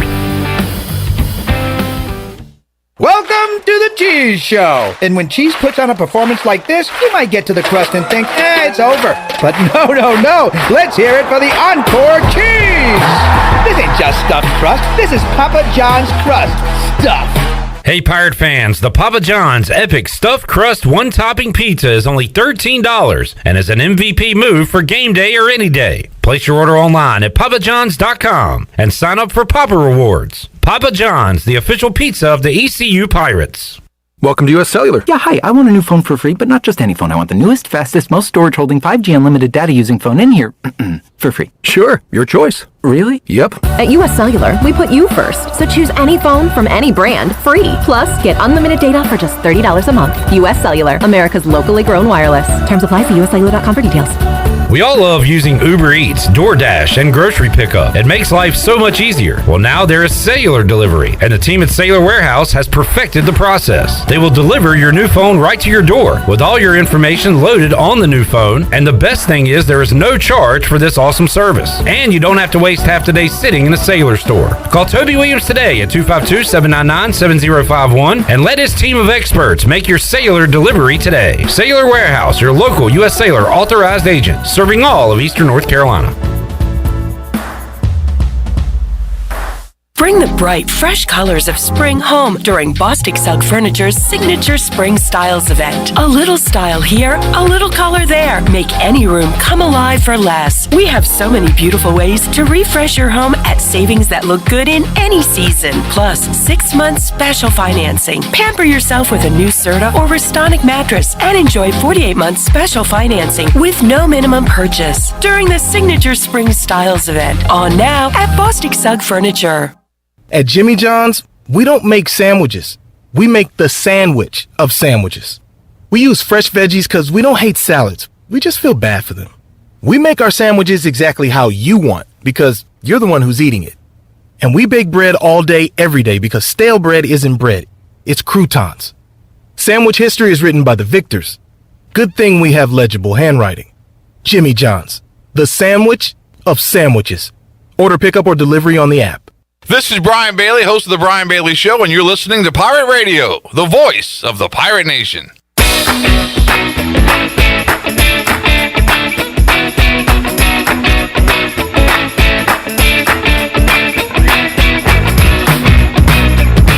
You're listening to Hour 3 of Pirate Radio Live. This hour of PRL is brought to you by Bud Light, reminding pirate fans to stay in the game and drink responsibly. Bud Light, the official beer of the ECU Pirates, and proudly distributed by Carolina Eagle Distributing since 1989. Now, back to the show. Welcome back. Congratulations to our buddy Chad Moore, who was our winner for our Free Beer Friday. He walked away with a 15-pack of the limited edition Busch Latte aluminum bottles and a large 2-topping pizza courtesy of Domino's. Free Beer Friday is brought to you by Bud Light. Every day, especially game day, is better with an ice-cold Bud Light. Pick up some Bud Light today at your favorite retailer. Bud Light, proudly distributed by Carolina Eagle Distributing since 1989 and the official beer of the ECU Pirates. Now let's head back into PRL. Here's Clip Brock. All righty, congrats, Chad. You are a winner here in the month of April. Halfway home in the month of April 15th. I know what month he will struggle in this year. December. He is ice cold when the weather turns cold in the treasure chest. Clip Brock, Shirley Rhodes, Chandler Honeycutt, CJ Schaefer, tweeting about wrestling, but not here at work. So he does have time to do that. But yeah. Right. Yeah. There was one time, I think it was basketball season, he was tweeting about wrestling, tweeted a video of wrestling, and he was in Media Row. Yeah. It's a Wow. trend. It's a trend. Really calling him out. Should we revoke his credentials, do you think? We don't have the right to do that. Should we tell ECU Media Relations to revoke his credentials? We'll tell Tom. All right. You're out of here, buddy. Or who's the new guy for basketball? Hey, who's the new guy? Hey, who's the new guy right here? Hey, your ears lowered? No, we can't get rid of him. He's doing a good job. Doing a good job. He's a good kid, good family. And family. Ty? Hi? Ty? Ty? Ty? Hi. Ty? Ty? Do we need to get Gully on? You remember? I don't know, man. We have really. Shirley, or did y'all remember Tosh.0, Daniel Tosh? That Yes, show? I love that show. And he would do, what was it called? Like Web Redemption? Yes, where, like, Web Redemption. If there was a viral video, somebody got embarrassed. Because maybe we'll get Rajay back on the Players Lounge and we'll have Gully in here. We'll have him try to do better. Raji, Raja, or Raja. It's Rajay. Ty? Hi. Ty? He says it immediately. You know what? Immediately after he says hi, he says Ty. You know what I would do instead of a redemption? I would just have them recreate that exact moment right here so I could watch them. Hi. Ty? And just say that back and forth to one another for a good 30 minutes. We'll do a 15-minute segment. We'll get our break in. 50 minutes of them just going back and forth doing hi. Hi and Ty. Ty. Hi and Ty.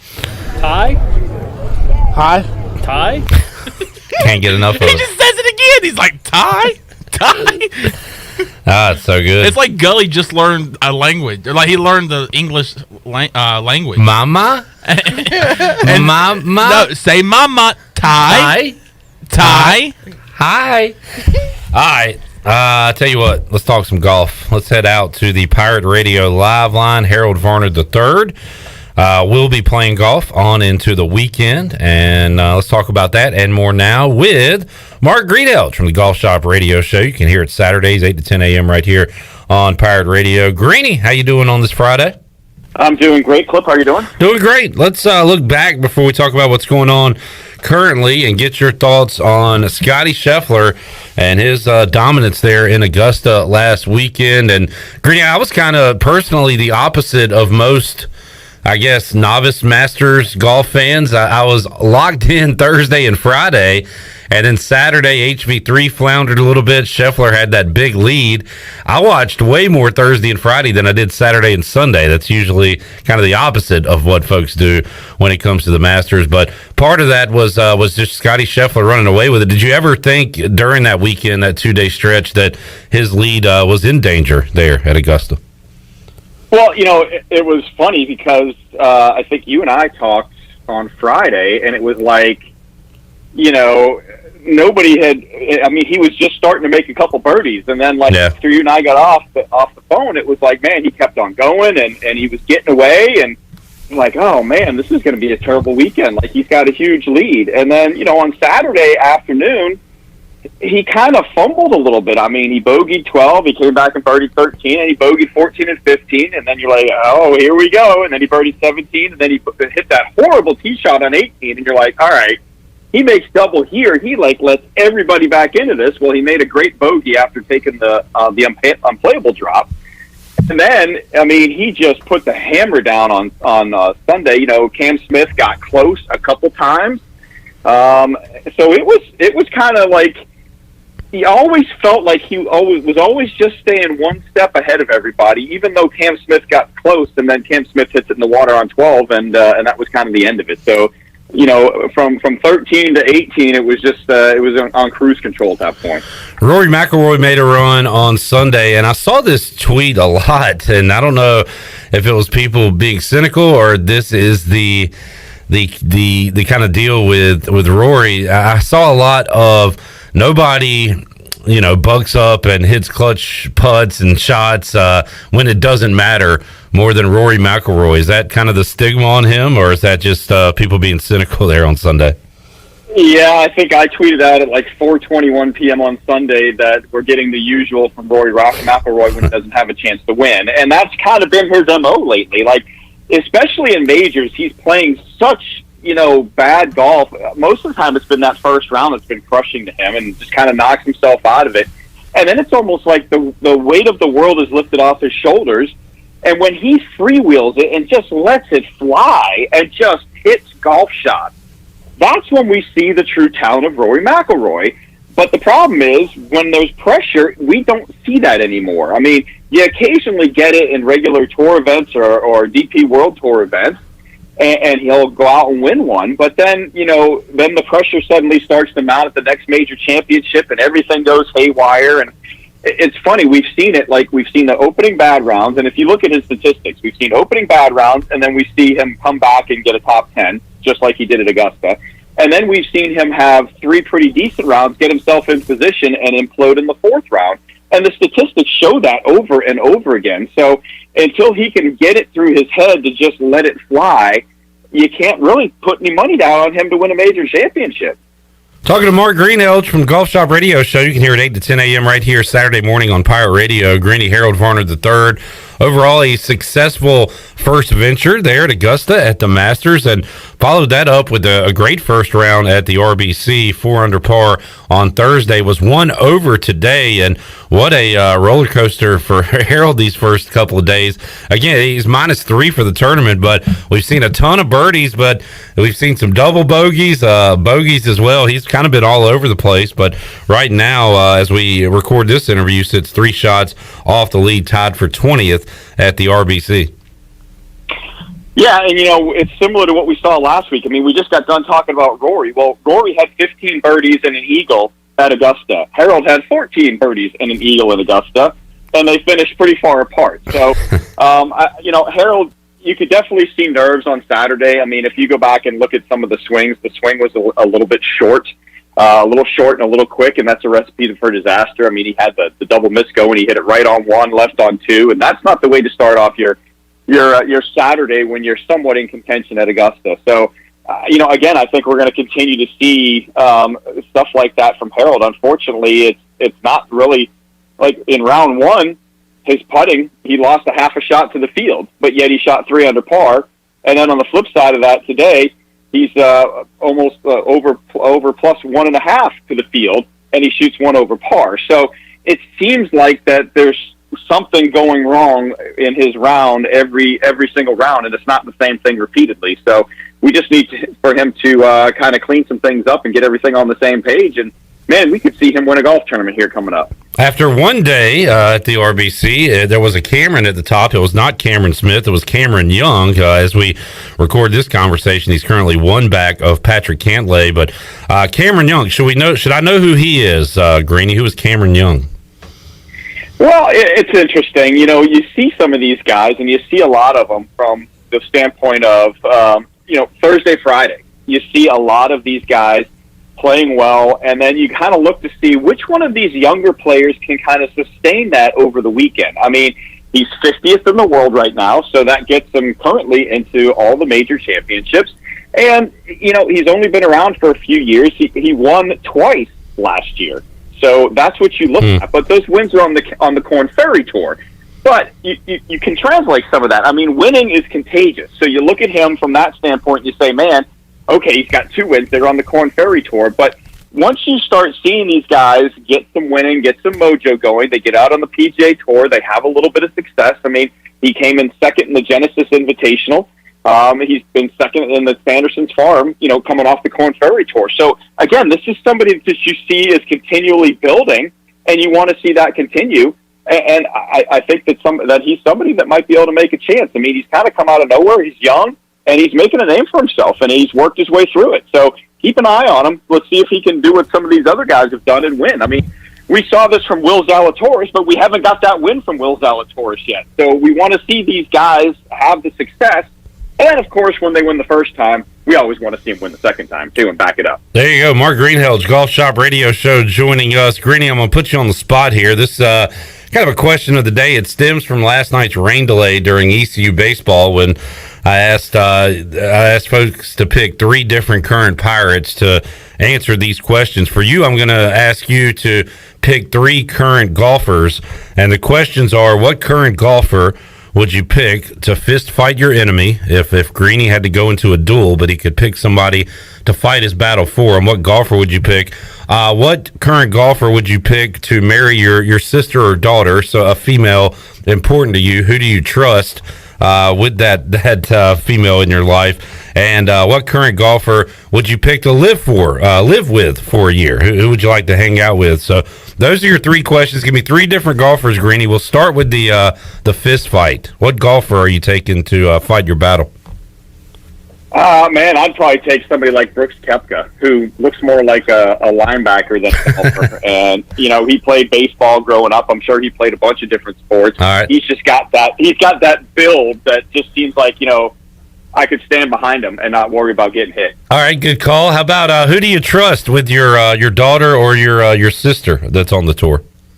I would go with somebody that just on the surface seems really nice and put together. I'd go Victor Hovland. All right.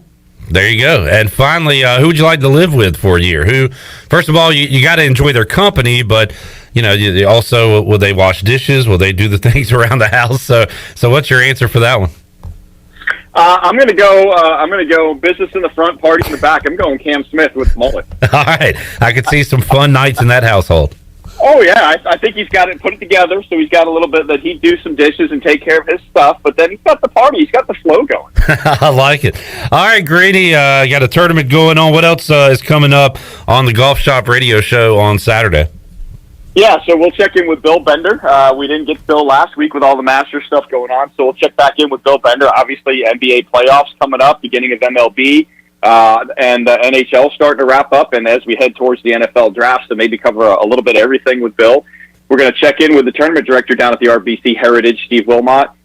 We've got Matt Hauser of Talamore Golf. We're going to talk a little U.S. Women's Open that's coming to the Carolinas in the beginning of June. And then we're going to talk with our man, Rob Spellman, who's got the best job in the world, Golf Aficionado magazine, because he goes everywhere and plays everywhere and gets to stay at cool places. We'll check in with him about Puerto Rico, see what's going on down there. All right, sounds great. We will check it out Saturday, 8 to 10 a.m. right here on Pirate Radio. Greeny, thanks for the chat. As always, we'll check in with you again next week. All right, have a good one, Clip. Thank you, Mark Greenhalgh, Golf Shop Radio Show. Check it out, 8 to 10 a.m. on Saturday, as HV3 putting together another good couple of days. Yesterday, a lot better than today, was 4 under on Thursday, 1 over today, but making the cut, and we'll play into the weekend down in South Carolina. Also, just saw this and retweeted it as I was talking to Greeny, and I haven't been able to check it all out yet, but Harold Varner III and Dustin Johnson competed in the Carolinas Challenge before this tournament started there at Harbortown. It consisted of kind of like a game of horse. They had to hit a shot that hit a RBC sign. That was challenge 1. Challenge 2 was North Carolina, South Carolina trivia. Challenge 3 was cornhole. And challenge 4 was a putt, like a kind of a putt course putt. And no spoilers, but it looks really cool, and I'm going to watch it during the break. But have you seen that, Chandler? Yeah, I need to finish watching it. I paused it earlier, but I was watching it during one of the breaks. And, you got Dustin Johnson, who represents the state of North Carolina, or excuse me, the state of South Carolina. And obviously you have Harold Varner III that represents North Carolina, him being from Gastonia. And then obviously a former Pirate, proud ECU alum. And it's great fun. Harold's, just a fun guy. DJ's a really cool dude as well. So it's fun if you want to go and watch. It's about a 5-minute video, but it's just two guys having some fun right before this RBC Heritage tournament. And Harold talks a little junk, too, I've noticed. So yeah, that makes it fun. Yeah. I'm a fan. All right, let's take a break. We'll come back, have more for you on this Friday edition of Pirate Radio Live. We'll be back with more after this.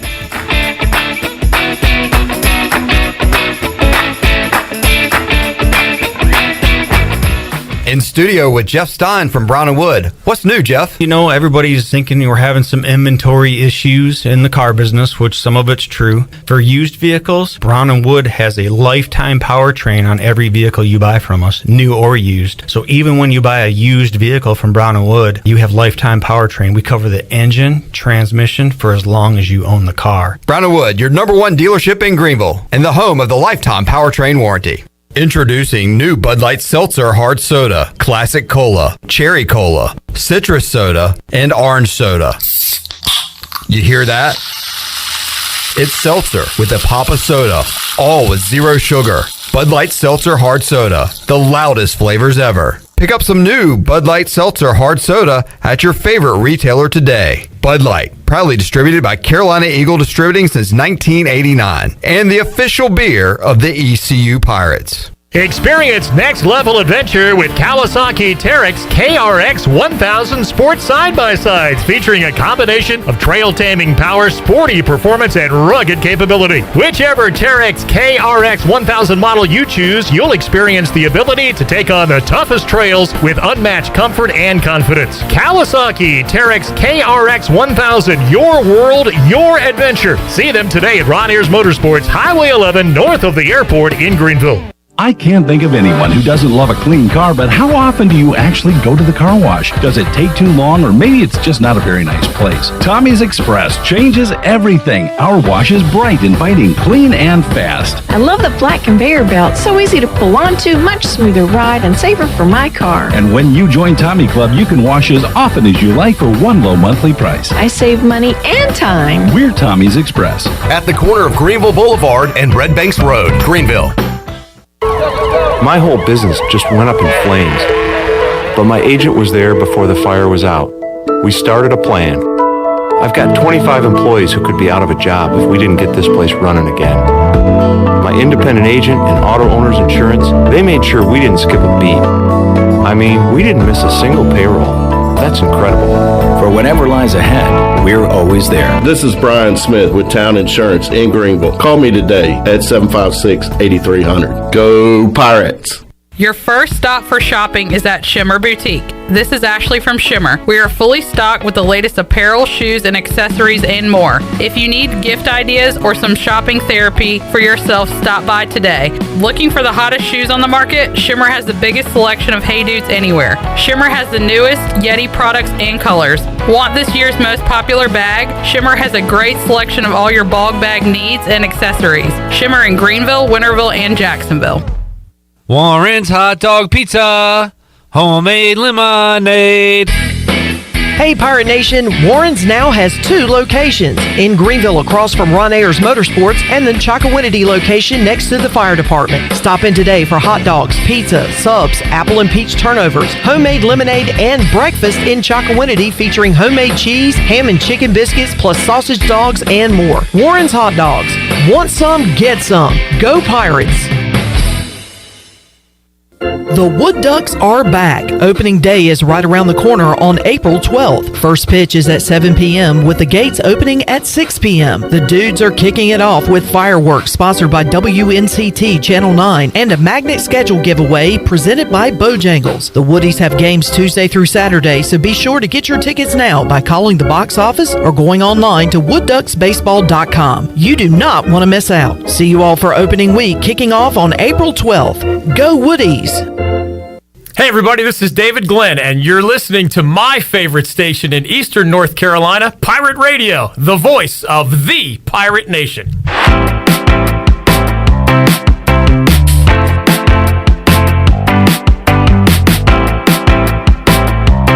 You're listening to Hour 3 of Pirate Radio Live. This hour of PRL is brought to you by Bud Light, reminding pirate fans to stay in the game and drink responsibly. Bud Light, the official beer of the ECU Pirates, and proudly distributed by Carolina Eagle Distributing since 1989. Now, back to the show. Welcome back. The stock market was closed today due to Good Friday, but it closed out the week yesterday down 113 points for the Dow at 34,451. NASDAQ closed out yesterday down 292 points at 13,351, and the S&P was down 54 yesterday, ending the week at 4,392. That's your Wells Fargo Advisors financial report. For a personal look into investing, call Wells Fargo Advisors today at 756-6900 in Greenville. Wells Fargo Advisors, LLC, member SIPC. Now let's head back into PRL. Here's Cliff. Alrighty, back with you here on Pirate Radio Live, taking a look at the Buccaneer Music Hall scoreboard presented by Buck. Shirley's Red Sox down 8-4. Red Sox last chance here in the bottom of the ninth with Trevor Story coming to the plate. Earlier today, Metropolitans get the win over the Diamondbacks 10-3. That final in New York. Mackenzie Gore, former East Carolina commit, but never made it here to Greenville. We'll get the start tonight for the Padres against the Braves. That's 9:40 coming up tonight. And Chandler's Nats will be taking on the Pirates at 6:35. So there's some scores there on the Buccaneer Music Hall. So we're presented by the Buck. Play-in tournament action tonight. Hawks at Cavs at 7:30. Pelicans at Clippers at 10. Chandler, you know what upsets me? What? Seeing Nick Batum starting for a team. I know. Every time I see him, I get angry. He was playing the other night for the Clippers, missing corner threes in the fourth quarter. That's how we felt last year. Because I remember feeling this way. But doesn't it seem like he's like trying with them? Like he didn't seem to really try when he was a Hornet. And that pisses me off.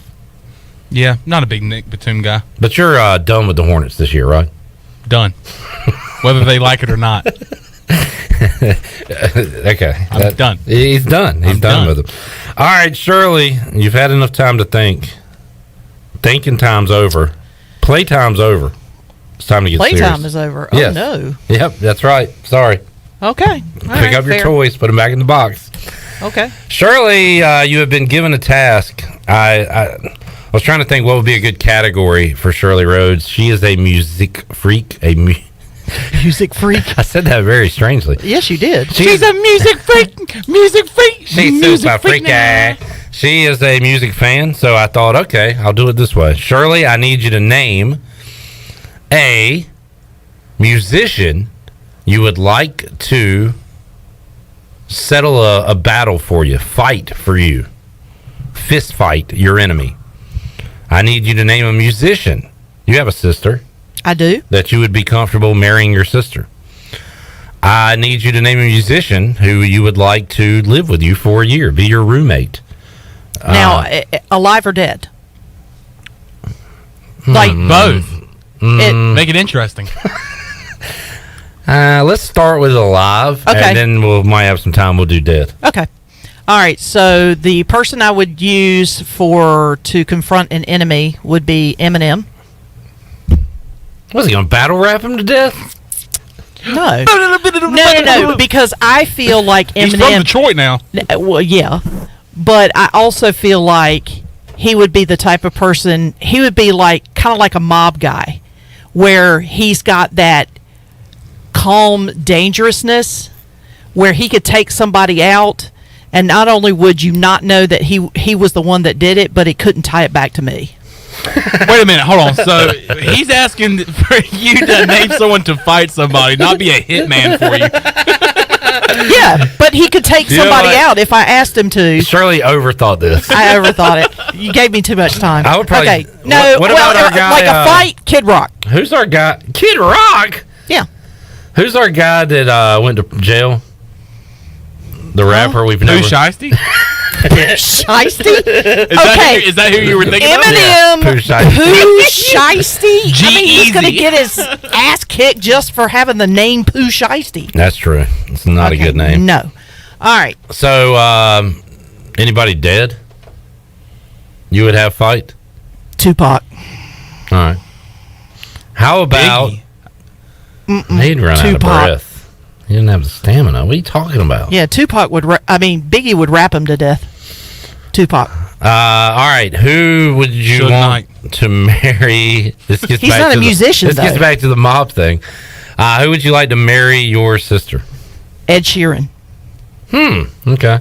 I don't know enough about him other than... Aside from the fact that I love Ed Sheeran. All right, here's my thoughts. I think he's a great musician. Here's my thoughts on him. So he has these poppy songs, and he's not a very attractive fella. He's a redhead, which runs in my family, so I think that's what drew me first. I tell you, his life could have gone a completely different way if he was not a successful musician. Yes. Because he probably gets a lot of attention just because of what he does. If he looked like that and worked at Walgreens, his life would be a lot different. Yeah, agreed. However, he does have something else going for him, which is the British accent. Is that sexy? I find it sexy. Okay. I'm going with Blake Prohl. Oh, he is a musician. Okay. Ooh, okay. All right. Thanks, Chandler. How about Dead? Gosh, that's a hard one. Michael Jackson. No. No. That's the first dead musician I thought of.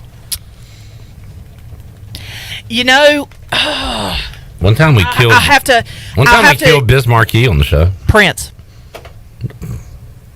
What? Yeah. Have you ever watched a documentary about Prince? No. He treats his women very, very well. I saw Dave Chappelle's documentary about him when they played basketball. Yeah, well, yeah. That is a wild answer. Prince. All right, fair enough. They could share clothes. They could. Cut down on wardrobe costs. How about roommate? Roommate, alive, Kenny Chesney. Just kind of regular dude, like regular dude who happens to live in the Caribbean on a boat. Wait, you're saying you're moving into his place? Yeah, I'm moving into his place. Don't hang out at my house. Likes college football. You'll watch sports. Yep. He likes college football. He's a big football fan. Now he's one hangs of these. hangs out at tiki bars down on the in places that water's so clear you can see down to the bottom. I'd rather hang out there. All right. Kenny is a bandwagon fan when it comes to like sports. So Does I want to doesn't hang sit well out with the in Chan places man. where it's warm, where I can see the bottom of the ocean, where I can lay in a hammock with a cowboy hat and drink a fruity drink with an umbrella in it. That's what I wanted. I'm going to go with Jimmy Buffett if you're going with Kenny Chesney. Yeah, I was thinking about that when Shirley started describing the because he surroundings. is basically the country version of Jimmy Buffett anyway. Yeah. So. I could do that. How about dead? There's a lot of dead musicians that died because they lived so wildly and probably had crazy apartment condo houses. See, Prince was going to be my answer for that one too. That one. And I'll tell you why. Because the guy was a brilliant musician who could play the guitar, the piano, I mean, all sorts of different instruments. So there's music always playing in the house. And I would love to be, hanging out with somebody that can play. Also was from all accounts, stories from celebrities that have come across Prince, is that he was a masterful table tennis player. So you could play some ping pong. Yes, and I love ping pong. You got and that. I You never got that have from anybody. Jimmy Fallon, didn't you? Oh, you need to. If you haven't seen that, Jimmy Fallon tells the story of Prince and challenging him to ping pong. Oh, okay. You need to watch that. Yeah, but I would love to play. I would have loved to have played ping pong with Prince. That would have been cool. And half the house has this like weird purple glow and fruity smell, and has smoke. Like one side of the house is, but it's going to be lighting, clean too, and then the other side is because he's impeccable. He doesn't go anywhere without being sharply dressed. People that are like that tend to be compulsively, in terms of cleaning. They're kind of compulsive when it comes to cleaning. Yeah. So I wouldn't have to do any of the cleaning. Half your house will be Princified. I'm okay with that. All right, let's get hashtag Purple's not a bad color. Hashtag Princified. Yep. All right, Shirley, you're in. Your picks are in. You're in.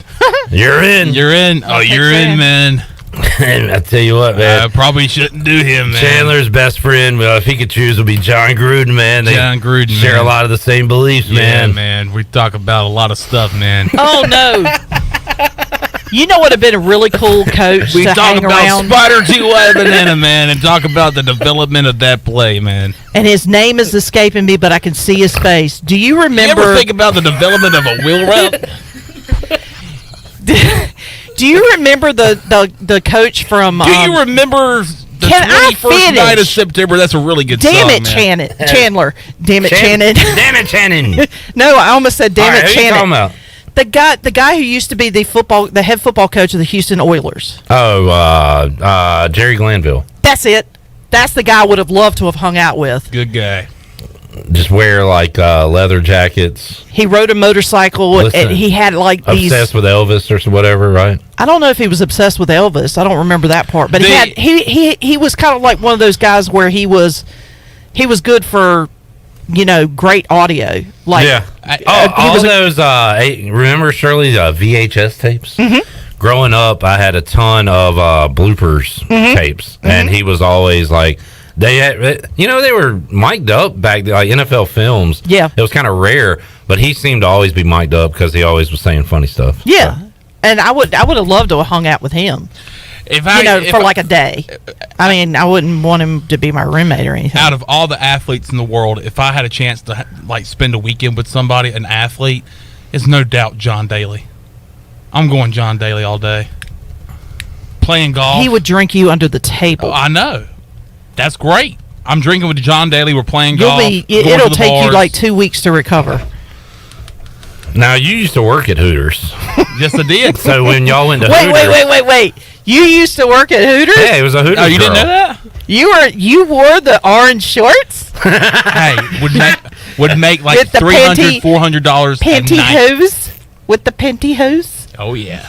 But he was back there cooking, but he said, you know what, I still want to wear the uniform. No. Hey, so he's slinging chicken in the orange shorts?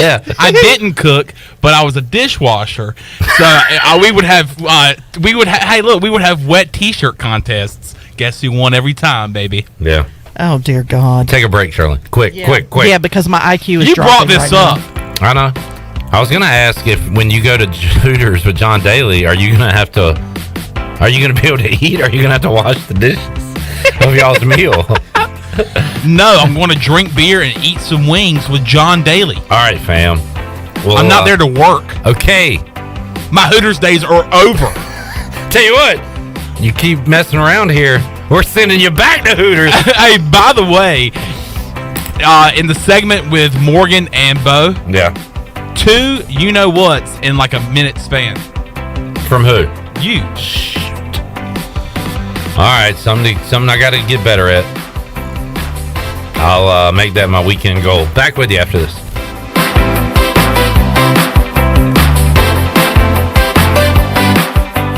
Tax season is the most stressful time of the year for many people. That's why Kona Ice of Greenville and Pirate Radio have teamed up to invite you to join us for a little tropical escape to celebrate the end of tax season this Monday, April 18th. Stop by the UBE parking lot on Evans Street next to Pirate Radio from 4 to 6 p.m. for a free cup of nutritious, delicious shaved ice from Kona Ice. Free Kona Ice for everyone this Monday from 4 p.m. to 6 p.m. Why? To ensure there is no taxation without relaxation.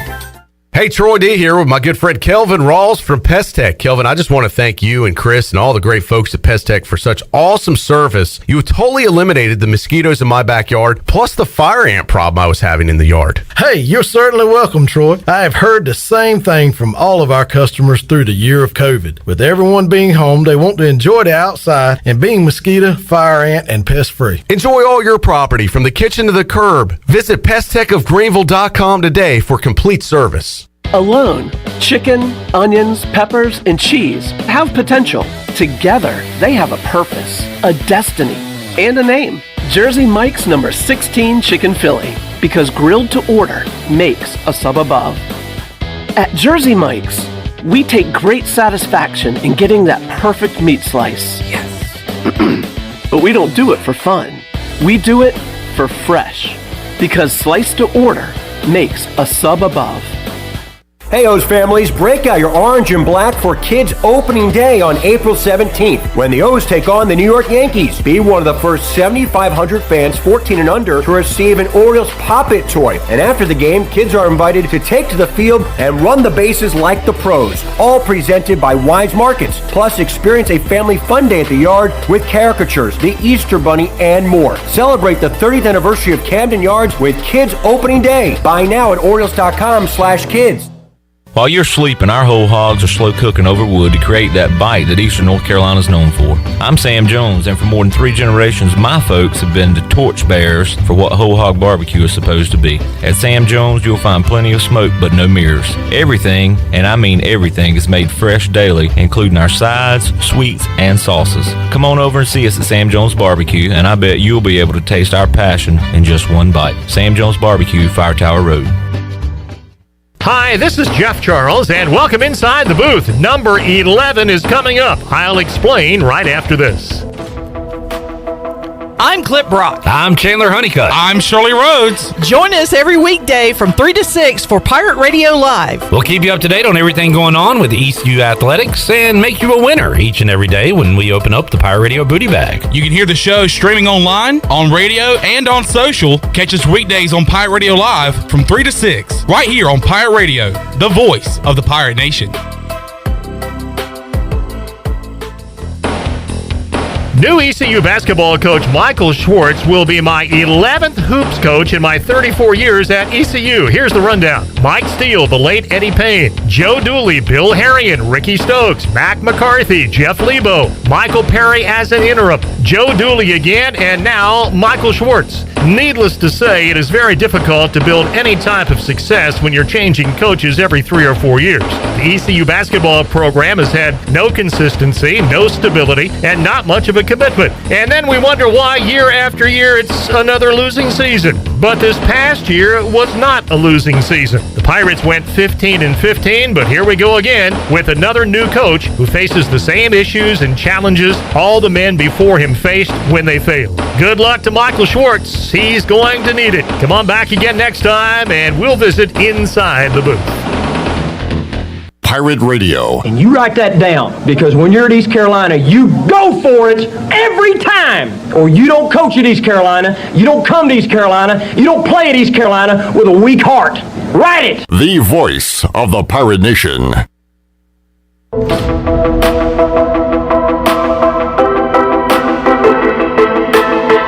You're listening to Hour 3 of Pirate Radio Live. This hour of PRL is brought to you by Bud Light, reminding Pirate fans to stay in the game and drink responsibly.